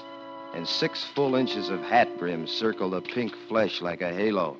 Why, good morning, son. My name's Benjamin. Benjamin Maxwell. Oh, good morning, Mr. Maxwell. Benjamin, son. Call me Benjamin. That's the handle that shakes this pump. What's yours, boy? Jeff Casey. Jeffrey or Jefferson? Jefferson. Jefferson. That's a good name. Yeah. Now, look, don't think I'm changing the subject, but where can I get this fixed, Benjamin? Well, pretty socks. Yeah, they are at that. But who'll take care of this shoe? I'm going down to Stacy's for a Coke. Shoe fixture's right next door. Come along, Jefferson. As we turn to walk, I see his left side, gun holstered high up on his hip, and a gold star with the word sheriff glinting in the sunlight. Still wearing your old army clothes. I hear those duds wear like iron. You just throw them away when they start to rust.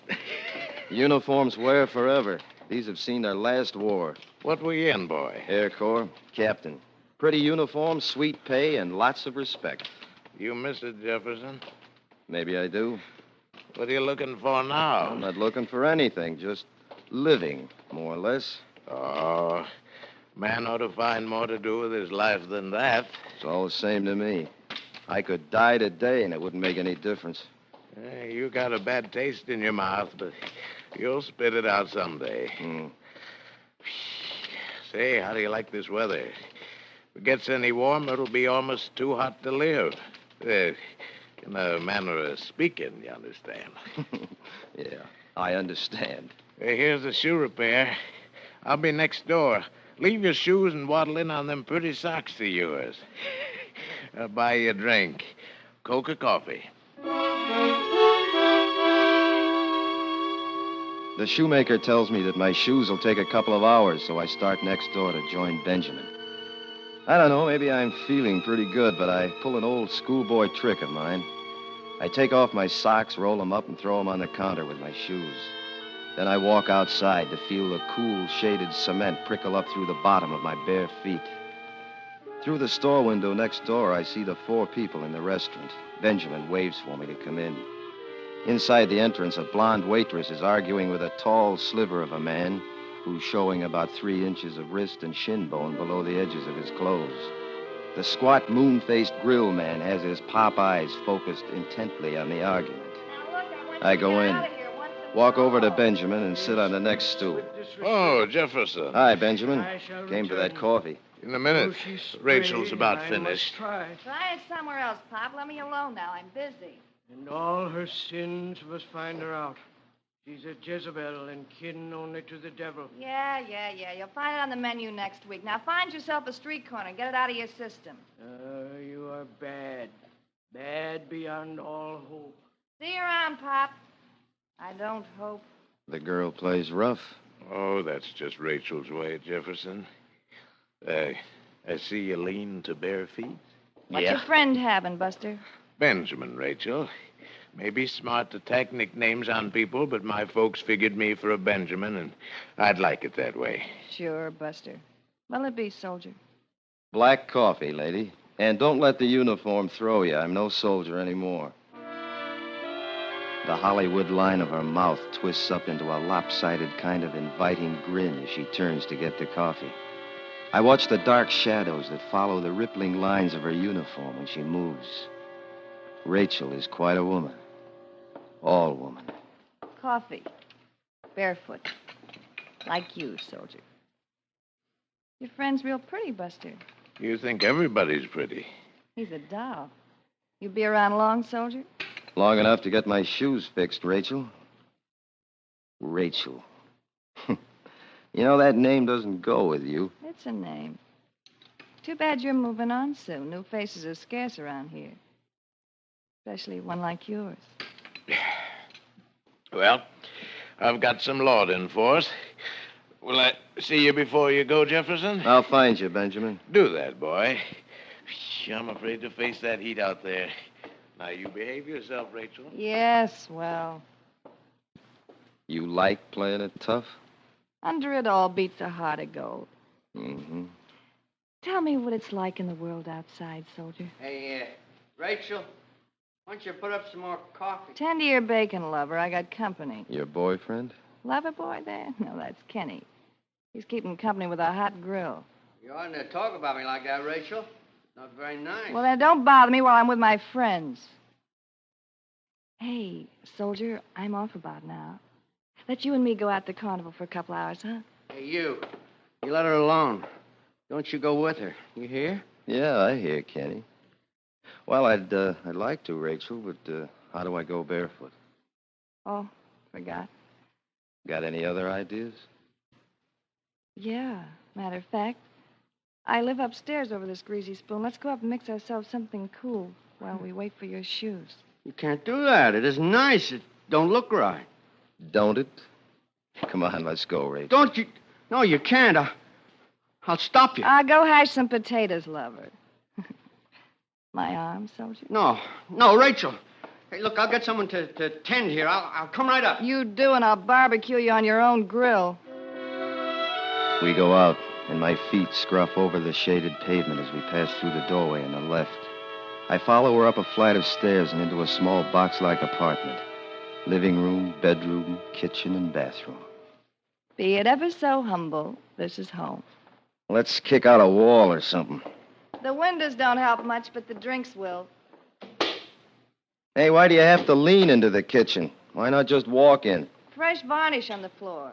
The heat don't let it dry. It's a long reach for a long drink. It's a long day. Well, here you go, soldier. Don't you believe in mixing anything with your liquor? What for? The cubes will melt. Hmm. What do we drink to, soldier?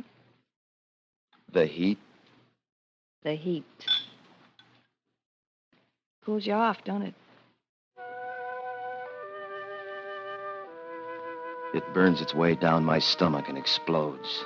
That's my good. pores ain't it, open and the soldier? perspiration oozes down. Here, let's have another. She's still Another. talking, but I'm going numb. Let's drink The to my heat, conscience. no food. I shouldn't be drinking. You're real. Who cute, cares? soldier. I'm getting foggy. She's drifting closer. I don't know who kisses who first. Bitter tears, tears of loneliness and regret. Let's drink to us Everything's this moving time. around. Us. Like feathers in a high wind. You're real And pretty. sometimes one drifts in through the fog.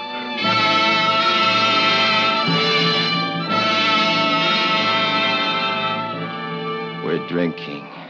How many? I don't know. Another drink. Breathing, sucking down scorching air, hot, damp waves of heat. Clumsy soldier. Here's another glass.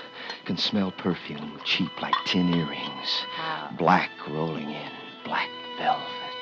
And the shimmering heat, wavering like plucking a taut string. Wavering, wavering, wavering.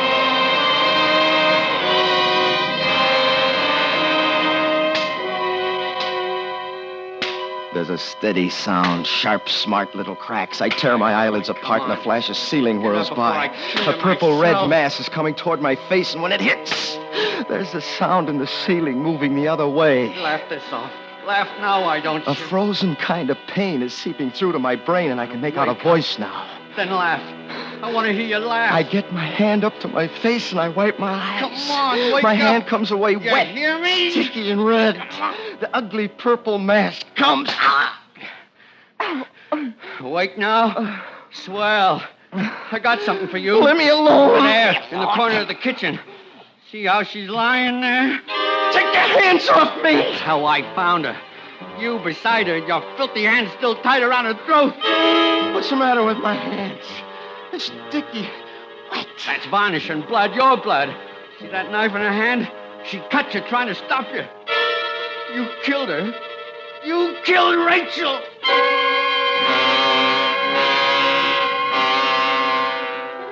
He doesn't make any kind of sense. The bathroom door's open, and I staggered toward it, stepping on broken glass, pain stinging, remembering bare feet. The open shower waiting for me.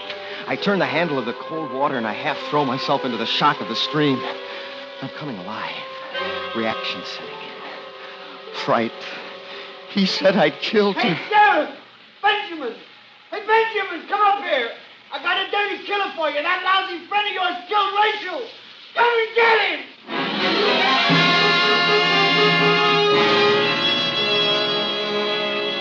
Kenny shouting out the window in the other room to Benjamin. I gotta get away. I gotta think. What happened? What? I get through the bathroom window out into the glare of the sun. My feet hit the scalding tar of the marquee. I scramble across it, drop to the street.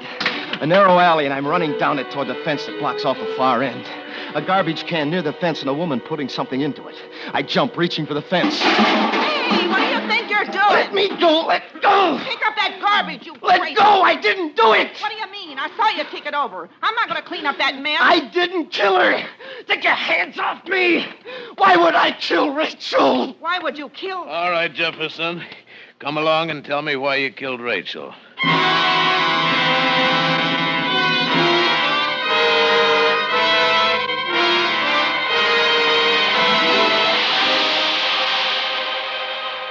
Autolite is bringing you Mr. Richard Widmark in Too Hot to Live. Tonight's production in radio's outstanding theater of thrills, Suspense.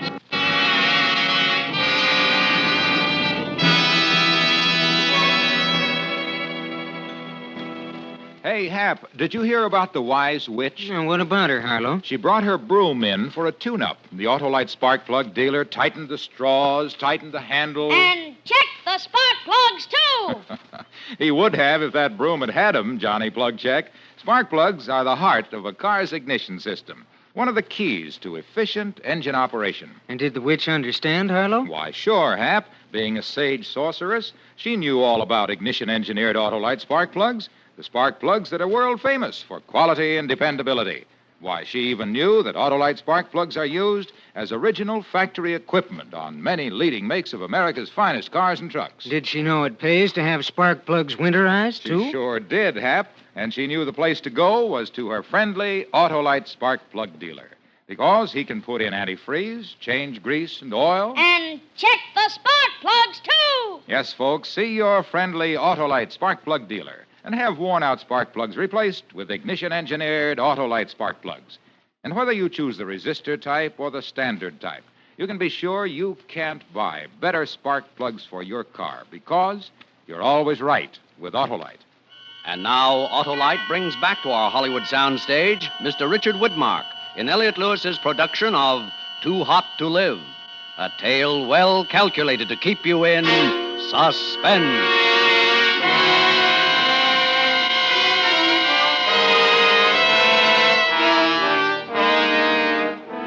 Benjamin is leading me out into the sweltering street again. The sun burns into my flesh, accusing as if to cause the murder to flow out of my open pores. And Benjamin walks beside me again. Not holding me, just talking, asking questions which I can't answer. Why'd you do it, son? I didn't kill her, Benjamin. I don't remember, but I know I didn't kill her. You don't sound sure, Jefferson. Don't you know? Well, we were drinking. I blacked out. Drunk unconscious. You could still move around. Could do what was done in that apartment. But I couldn't. Why would I want to do that? Maybe you played too rough. Maybe she tried to stop you, cut you with a knife. Why did you run away? I was scared. Kenny said my hands were around her throat. Well, I'll have to lock you up, and then I'll go back and have a good look around. Maybe I'll find something. And if you don't? Rachel's dead, Jefferson. Wasn't premeditated, but that don't excuse it. She's still dead. They'll try to hang me. Why can't I remember what happened, what led to this? The sweat's rolling down Benjamin's forehead, collecting along the top of his glasses, sliding into his eyes. They smart and snap shut. He has to stop, try to rub the sting away. I slap at his glasses, knocking them off his face, and grab for his gun. His arm comes down fast, hard, chopping at my hand, numbing the arm to the shoulder, and the gun falls to the road. I run, hobbling up and down, lopsided, trying to get away from Benjamin and from the burning and torn feet under me. Come back. You can't get far. I'll get you anyway. I'm running again, down the burning streets, out to the end of town toward the railroad. I run till my legs slide away from under me. And then I crawl, dragging a body that has no feeling. A dead weight that robs my arms of their strength. And finally, steel rails glisten ahead as I lay sprawled out. My heart and lungs going crazy in my body. Something starts down in my chest, spreads up to my throat, spilling out of my mouth. I've had enough!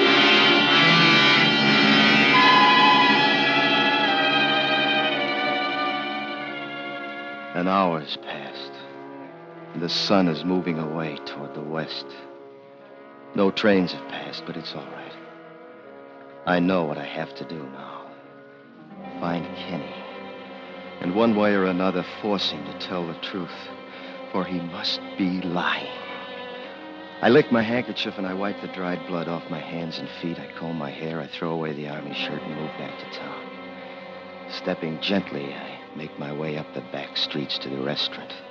Pulling my pants down low to cover as much of my bare feet as possible, I step inside. There's a stranger behind the counter. Well, howdy. Hi. Say, where is everybody in this town? Oh, most are out at the carnival. Some are looking for a killer roaming around. Yeah, I heard about him. Heard he was picked up a couple of miles out. Good deal. You know, Rachel worked here. Yeah, I know. Say, where's Kenny? Oh, he's out at the Clovis place. You wanted to be the one to tell Rachel's folks about, you know. Sure. Well, I guess I ought to go out there and pick him up. I don't know the place too well. How do I get there? Just follow this road down. About a half a mile out of town, you'll find a dirt cutoff. Can't miss the mailbox. Thanks. Say, if you miss him, who'll I say was asking? Just tell him his cousin Jim was here. Well, pleased to have met... Hey, you ain't wearing shoes. You're the one. You're the killer. Run again. Another alley, blistering pavement, cement ripping in the jagged rocks again. Time's running, too, running out. Benjamin will know where I'm going. Out to the main highway, pants pulled low and thumb up in the air. Here comes my ride. He's got to stop. He's got to. Stop, please! Hop on, son. Oh, thanks. Thanks, mister. Thanks a lot. You're welcome, but I'm not going far. Well, I'm just going out to the Clovis farm. I know the place. Why are you going there now? I'm a cousin at Kenny's. I'm going to meet him out there. Oh? I don't place you. I'm visiting from back east. You're not wearing shoes. Yeah, it's a silly thing, isn't it? I lost my shoes while wading barefoot in the stream. Didn't help my feet any. What stream is that, fella? Well, you know the one. I don't know the name of it. It's out there in the woods. Oh, yeah. I think I know the one. Yeah, this is the dirt road you want. The house is over the rise. Thanks again. I'll see you. I limp up the rising dirt path. At the top, I turn for a look at my ride. He's swinging around toward town. Benjamin will get to me, and soon. An old two-storied farmhouse rises out of the cleared fields around me. A big gray barn stands off near the house, and 2 old cars are sitting empty behind it. Kenny's got to come to one of them. I'll wait. Time, still running out and away from me. Little shimmering waves of heat rise off the tin hoods of the cars. Here he comes. Now or never. Hey! Help! Quiet! Quiet or I'll break your back. I want the truth, Kenny. The truth if I have to kill you for it. I didn't kill Rachel. You did! I didn't! I didn't! You killed her! You were crazy jealous. No, yes! You came to check up. You found us drunk and you got wild. You killed her. I didn't. I can prove it. How can you prove it? That wasn't 3 minutes from the time I left the restaurant and the time I called Benjamin. Not enough time to get up there, kill her, and bring you around. 3 minutes. I can prove it. That's all the time. You did it. You have cut hands from a knife. Those hands were still around her throat when I came in. You killed Rachel. And there it is. He isn't lying about the 3 minutes. That gloating smirk on his face tells me that. I had killed her. The horror of this afternoon had been for nothing. I tried to save my life, and instead I'd proved myself guilty. Tied the rope finally and for all time around my neck. Shoot him! Don't just stand there. Shoot. He's the man who killed your daughter. He stands there watching. The gaunt sliver of a man with shins and freshly scarred wrists exposed below the edges of his clothing. A double-barreled shotgun is cradled in his arms, but he just looks at me. A wild fire striking out of the black pupils of his eyes. Shoot him! He killed your daughter! He killed Rachel! So you're her father. I thought it was just another nickname. She was no daughter of mine. She was born to me, and I named her Rachel from the Bible. But she was the daughter of Satan. I'm sorry, Mr. Clover. Go on, shoot him! Because of him, She Rachel's turned dead! away from me, but within me the voice was strong. I followed her, begging, to the place where she lived. I'm sorry. I was drunk, In crazy. that apartment, the stench of drink like an evil cloud. You lying there, drunk with the devil's fever. You were there. Shut up, you crazy old fool. And it came to me like a voice from on high. And I knew what I must do. You killed her. It wasn't me, it was you. Now you did it. Why couldn't you keep your mouth shut? And you knew he did it, Kenny. You tried to make me believe that I'd been the one. Why? You and tramps like you. Always keeping her from me. Coming along every time. But I couldn't know this, Kenny. You didn't care. You laughed at me. You made Rachel laugh at me. I passed the old man when I went up. I knew as soon as I walked into the room. You tried to blame it on me. Well, why not? It wasn't the crazy old goat who killed her. Now you killed her, and you'll die for it. Give me that gun, old man. No, Kenny, not now. Come on, turn around, soldier. No. Turn around and see it when it happens. Put up your gun, Kenneth. No. No!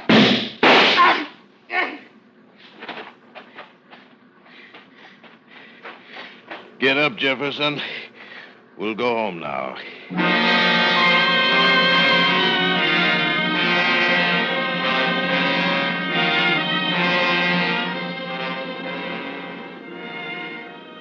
The sun is moving down low in the skies, and a cool, light breeze has come up from somewhere. I'm leaning back on the front seat beside Benjamin, breathing deeply, evenly, feeling the goodness of just living seep through. In the back seat, old man Clovis sits staring ahead, not even aware of the blanket-wrapped body of Kenny lying on the floor at his feet. If you hadn't been so eager to run, I could have saved your feet a lot of wear. I knew you weren't a murderer, son. You knew? I went back to the apartment. Old stories there, in the varnish on the kitchen floor. No bare feet around the body, but lots of hobnailed boot prints. You cut your hand on broken glass in the living room. It bled. And I was running. Well, you can stop running now, son. Stay here in town with us, huh? There's lots for you to do. Thanks. Well, it's been quite a day, Benjamin. Sure has been a scorcher. Glad to see the sun going down. On a day like this, it's Almost too hot to live. No, don't say that, Benjamin. It never gets that hot.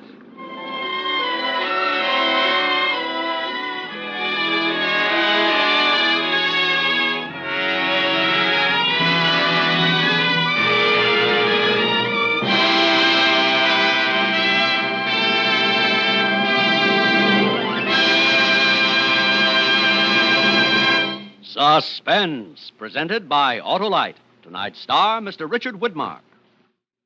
Hey, Hap, did you hear about the ghost who got stiff on Halloween? How come, Harlow? The laundry starched his sheet. Oh, that must have been cornstarch. Well, this is no corn, Hap. It's good advice. Get your car tuned up and winterized now. And remember, Autolite makes more than 400 products for cars, trucks, planes, and boats in 28 plants coast to coast. These include complete electrical systems used as original equipment on many of America's finest cars.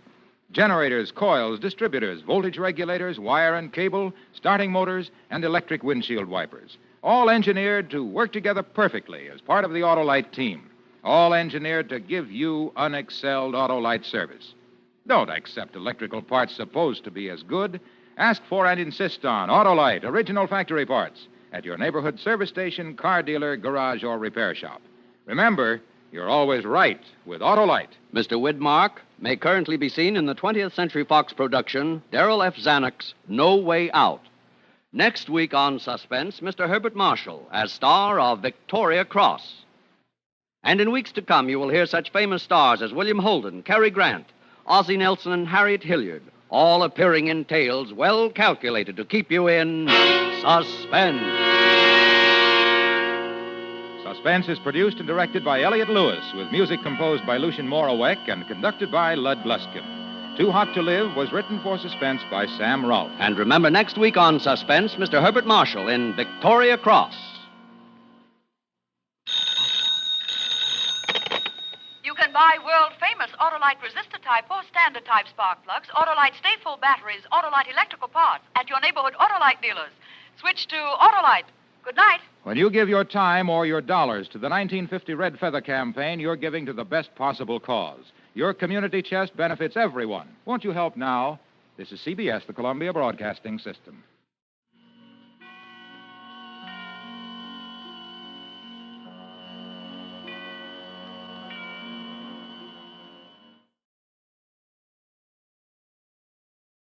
At the crossroads of the Empire State, this is WROW Music, row 59 on your Albany dial.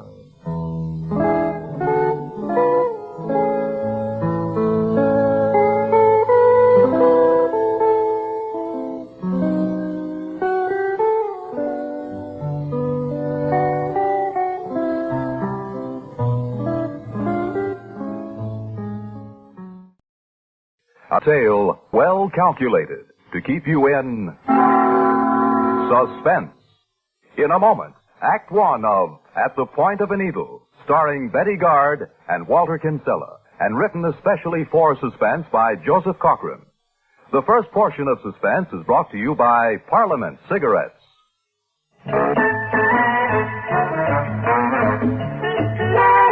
Listen, more and more people are smoking to this tune every day. Because Parliament is the one cigarette that gives you an extra margin. Extra margin because Parliament puts the filter where it does the most good, recessed a neat, clean quarter-inch away. Extra margin because tobacco tastes best when the filter's recessed. Parliament gives you extra margin. The filter's recessed and made to stay a neat, clean quarter-inch away.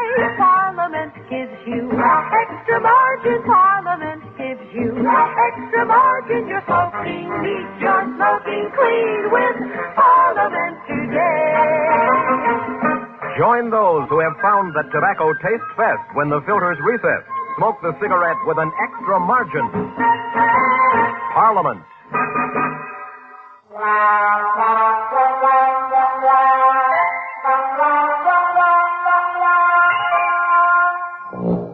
George, you've simply got to do something about this terrible heat. I can't stand it. Oh, good grief, Myra. I'm not to blame for the weather. I didn't say that. But we can escape it by taking a cottage at the beach. Like last year? When we got there, all you did was complain about the same heat. The flies, the hot sand, the freezing water. And the people. You just couldn't stand these awful people who clutter up the beach. Oh, you're just making up excuses. I certainly prefer a cool beach to this stifling house. I've never known such heat. This is the hottest summer I've ever known. Don't you think so, George? Well, isn't it? George, you're not answering me. Isn't this the hottest summer No. Last summer was just as hot. Hotter even. Oh, don't be silly. Couldn't have been. We've never known heat like this. Well, it's right here in the paper. The average temperature as of today is just 2 degrees less than last summer. This day last year was 1.8 hotter. The newspapers. A lot they know. The man sits on top of a nice cool building where there's a breeze and charts the temperature. He's not sweltering in that kitchen, George. I just can't do a thing. Just the thought of preparing a meal sickens me. Don't you feel the heat? Of course I feel it, Myra, but what's the use of griping about it? Well, then why don't you want to get out of it? Good heavens, who said I didn't? Don't you think I have the same heat at the office? So I come home every night wringing wet? Well, then why don't you want to take a cottage at the beach? Money, Myra. Ever hear of it? Just a little matter of money. Oh, I wish to goodness you'd stop griping about the heat long enough to sit down and discuss my income, my expenses, how much money I've left at the end of the month. Oh, that's just another excuse. Whenever I want to do something, you change the subject to money. Certainly if the Bennetts can afford the beach, we can. Oh, I know. I know that one by heart. I make just as much money as Dave Bennett. But I've told you 100 times the Bennetts cut down on other things so they can go to the beach. Oh, so now you're accusing me of being extravagant. Oh. But look at me. Just look at me. I dress in rags. I slave all year in this house. And what does it get me? Other people go to the beach for months at a time, but if I want to get away from the heat for a few days, you start finding excuses for not going. Oh, George, I don't want to complain, but I think I do deserve a little consideration. Don't start that again, Myra. We'll go to the beach. Oh, so money was just an excuse all along, huh? You didn't want to get me out of the hot kitchen, huh? We're going to the beach, Myra. Isn't that what you want? I'll arrange for the money somehow. But why didn't you agree to the beach in the first place and save all this fuss? It's just upset me terribly, George. Look, it's for your good, too. You know that. You look awful tired. And the beach will be just the place for you to relax.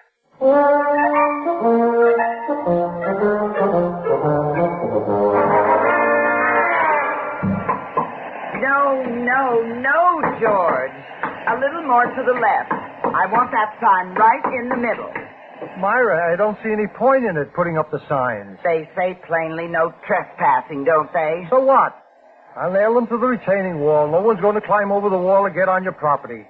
People come here to sit on the sand. George, the idea of the signs is to keep people off the sand in front of our cottage. What? Oh, now look, Myra, you're going to start last summer all over again. We rented this cottage, and I think we should be able to enjoy the sand in front of it without having it messed up by those awful people who come for the day. This is our home, and we have some right to privacy. Oh, for the love of Mike, everyone's house has people in front on the sand.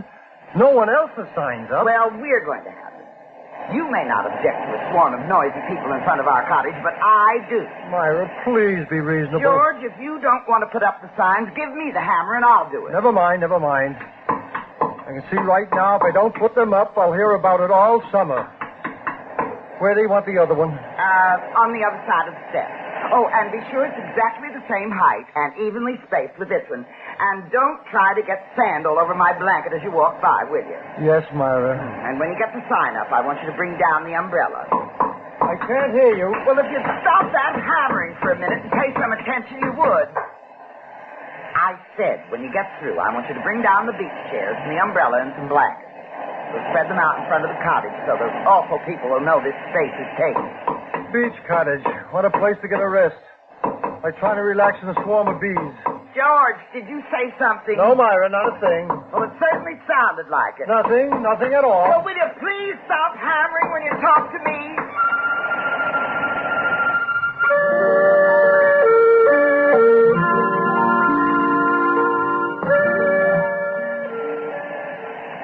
Hey, Bill, here's a good spot. Let's spread our blanket. Yeah, this is fine, Esther. Here, hold the thermos and books while I spread the blanket. Okay. Oh, gee, it's good to get here. Oh, look at that ocean. Isn't it wonderful? Oh, sure is. But I am going to lie on the sand and lap up all the sunshine I can. I want to get some tan on my hide. Hey, isn't that little cottage cute? Gee, I wish we'd get one of the white ones. There's plenty of stuff out there on the porch. Chairs and blankets. And a perfect circus under that umbrella.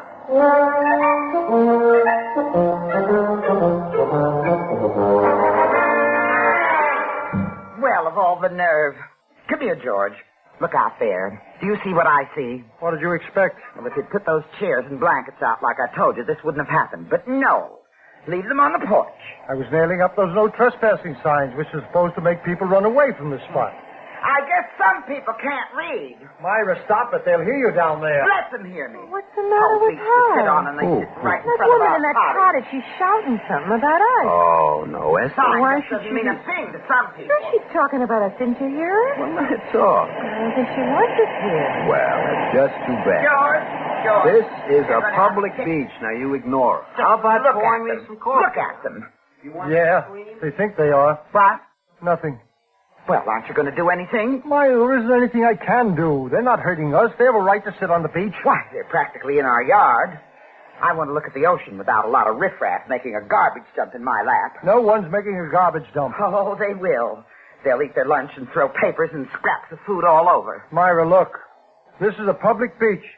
We can't run people away just because you don't happen to like seeing them around. Oh, so you're sticking up for them against your own wife, huh? You know, it would be nice if for once, just once, you'd be on my side. I can be on your side, Myra, when you're in the right. But most of the time you're not, or only half right. Such ignorance. Bill, look at them down there. We're ignorant. Oh, let her rave. We'll have to sit and listen to that. It's a free country. Let her It's talk. not going to be very pleasant if she keeps it up. Boy. Some people act as if they own the whole beach. You pipe down, Esther. You let her scream her head off if George, she wants. did you hear that? She's talking about us. About me. You started it. I'm asking you to stop it. Upstarts. That's all they are. What's the use of paying She good money is for getting this kind of house? nasty. She's some old sourpuss, huh? Come on, let's move. Why should we? We have a right to be here. I know that, but she's going to see to it that we don't enjoy ourselves. Now, life is too short to quibble. It's simpler to move. Oh, all right, all right. But there's houses all along. Suppose everybody tries to drive us away. No, everybody won't be as nasty as she is. Now, they couldn't be. Now, hold this stuff for me, huh? Boy, I sure feel sorry for her husband. Yeah, he looks like a pretty good scout, too. Probably embarrassed about the whole thing. But he is married to her and has to listen, and we don't. They're going. Oh, that does it. Bill, I am not going to let anybody drive us off a public beach. We're staying right here.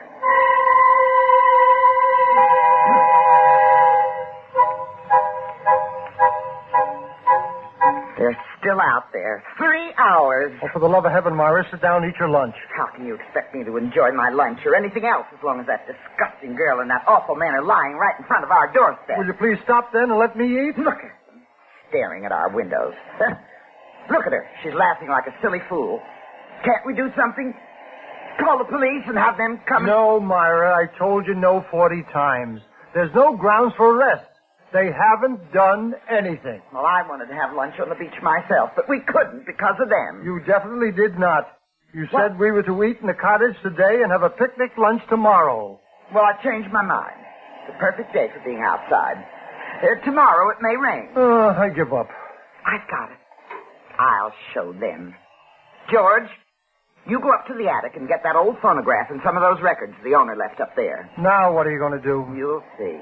We'll see whether they can camp in front of our cottage and expect to enjoy themselves. I wish to goodness you'd forget those two people out there and try to get some pleasure out of this vacation. Are you going to do as I ask? Or do you want me to lug that heavy phonograph down all by myself? All right, Myra. You win. As always. I'll get the phonograph. No, finish your lunch. I didn't mean this minute. After lunch. George, come back and eat your lunch. I'm not hungry anymore. Well, you don't have to make so much noise.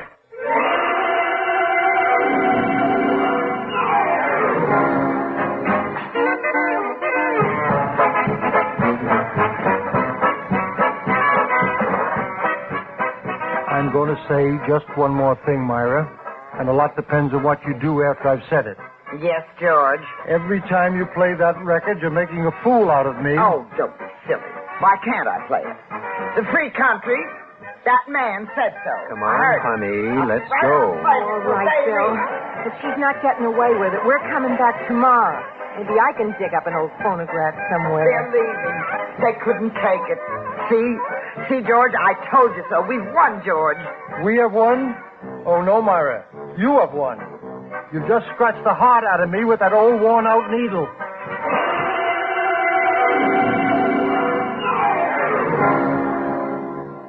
George, when you get the dishes done, get those chairs and blankets in front of the cottage. Oh, the chairs. What's the matter? I forgot to bring them in last night. Oh, how could you? I told you to bring them in. I distinctly remember telling you. Oh, you told me all right. I forgot. After yesterday, I didn't care much. Well, it's a wonder you wouldn't remember when I ask you to do things. They'll be all damp, soaking wet from the fog. If they're still out there, if they haven't been stolen. Oh, don't get excited. I can see them from the window. Well, it's a miracle they haven't been stolen. Anybody could have... George! Now what? Come here this instant. Look out there. They've come back, that fellow and girl. They're putting their stuff right where they were yesterday. Myra, will you please cut it They'll out? get the same thing they got yesterday, all right. Get that phonograph. Be reasonable. For the love of heaven, be reasonable. Why don't you ask them to be reasonable? Why don't you go down and shout at them to be reasonable? Oh, no, you won't do that. You put the blame on me. I'm the unreasonable one. You won't lift a finger to keep them away, and when I want to do something, I'm unreasonable. Look, George. They've got a phonograph. They're playing it on our beach. Myra. George, make them stop. George, stop them.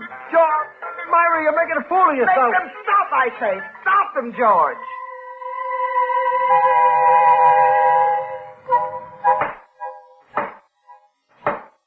Court's in session. Now I have this to say to both parties in this dispute. We are glad to see all the summer people come to our beach. We welcome all, so long as they behave themselves. But I want it understood that the beach is a public one, not a private one. Mr. and Mrs. Pettit, the line of the property you rented for the summer is the retaining wall that ends where the beach sand begins.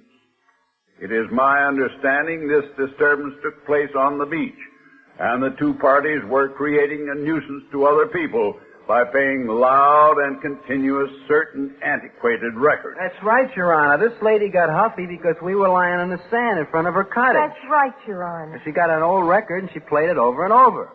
The next day we came back with a machine of our own. Your Honor, I happen to like that song, and I was trying to study the singer's voice. Myra. Now, that's the truth. Quiet. You are directed to study voice in the privacy of your home, not on a public beach. Furthermore, to observe the rules of conduct which any person of common sense knows. Now, it's too nice a day to be arguing in a stuffy courtroom. You are fined $10, but I suspend sentence. However, let me warn all of you that should you be brought into this court again, I shall hand out the severest sentence in the book. Now, all of you get out of my court and take a dip in the ocean to cool off.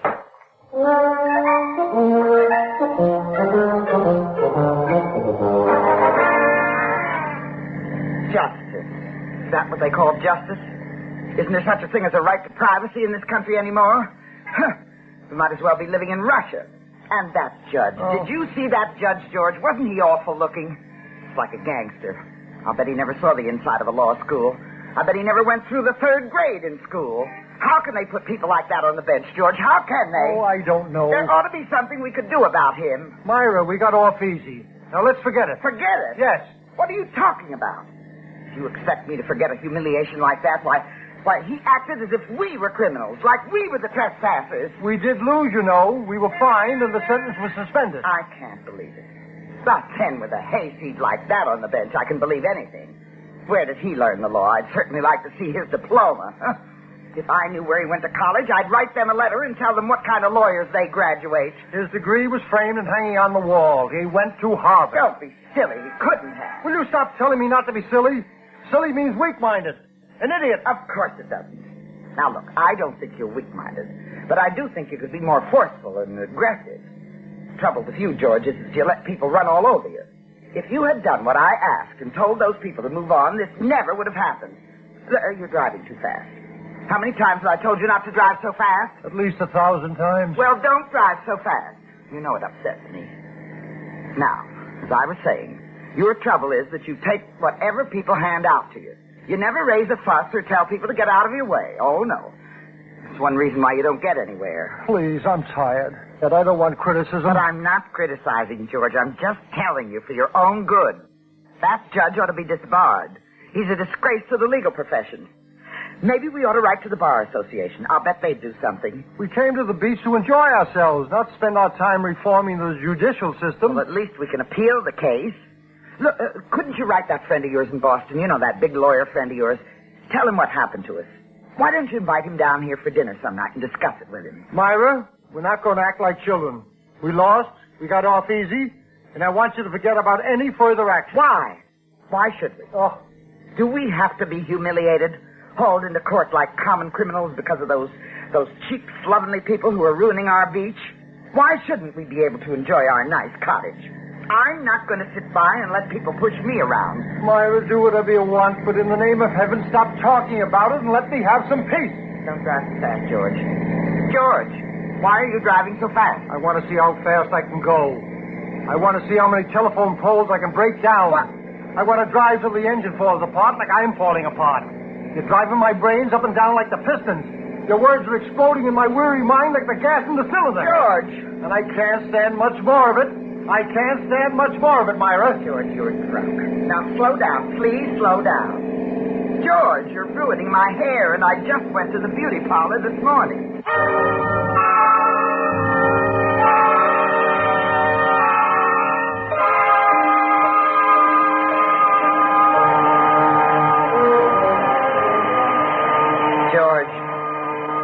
George, wake up. Huh? George! What's the matter? George, wake up. Will you get up and see? What? On the beach out front. They're back. So that what? Awful couple. No phonograph, but back bold as brass and big as life. Now, I asked you last night to get up early this morning and put the chairs and blankets out. Now it's too late. Oh, I fell asleep. You did it purposely. You didn't want to put those things out. You wanted those people to come and annoy me. Oh, what's the use, Myra? You've got to do something. Anything. Myra. But get those two spiteful people away from our front steps. Now, you know as well as I do that they only return to rub in that horrible business in court. All right, Myra. I'll do something. Now, wait a minute. Not later. Not this afternoon, but now. Right now. Sure. Right now. I'm getting up, Myra. I'll do something. I'll warn them to get out. I'll warn them first. Another day. Now listen, you two. I know why you're back, and I won't have it. So go on, get away from here. Look, I don't want your kind here. Judge or no judge. Nobody can make a fool out of me, you understand? Listen to me. If you don't go away, I'll... George, that gun. George, listen. Don't shoot. No! George, in God's name, what have you done? They won't bother you now, Myra. Anymore. Ever. George! Look what you've done! Oh, you fool! Why did you do that? Why? What difference does it make? You couldn't understand.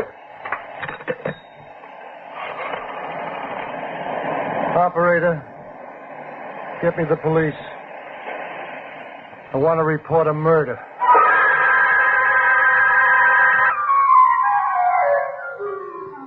I'll never understand what came over George that morning. He must have gone mad. Stark raving mad. The lawyer, his friend from Boston, well, he said insanity was the only kind of defense to offer. But George? No, not George. He wouldn't listen. He turned stubborn, and I couldn't prod him to do a thing. Not even to save his life. He acted as if he wanted to die. He left me without a penny. Even his life insurance was gone. Yes.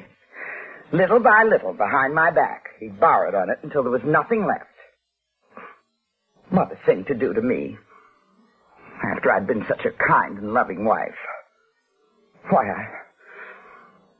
I didn't even have enough money to buy a decent morning outfit.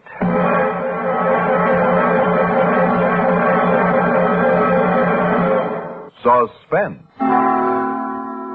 You have been listening to At the Point of the Needle, starring Betty Gard and Walter Kinsella, and written especially for Suspense by Joseph Cochran. In a moment, a word about next week's story of Suspense. Pure coffee nectar. Now, if you're like me and want your coffee rich with aroma and flavor, that's our song. New instant taste and Sanborn has pure coffee nectar. Pure coffee nectar. Now, that's what's been missing in instant coffees up till now, because, well, it just evaporated away during the brewing. All that beautiful, rich coffee essence just going up in steam. But now, that wonderful richness is in every cup of this terrific new instant. New instant taste and Sanborn has pure coffee nectar. And say, you'll enjoy new regular Chase and Sanborn, too. Got the wonderful flavor of nectar-rich Colombian beans. So remember, next time you want a great cup of coffee, make it Chase and Sanborn. New instant Chase and Sanborn has pure coffee nectar.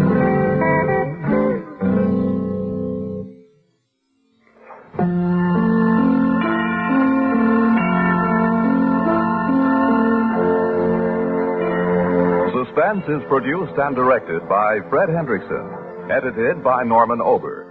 Music supervision by Ethel Huber. Also heard in tonight's story were Bob Reddick, Terry Keane, and Bill Adams. Sound patterns by Walter Otto. Technical direction by James Berry. Listen again next week when we return with Devil's Stone, written by Jonathan Bundy. Another tale well calculated to keep you in suspense. This is Warren Moran speaking.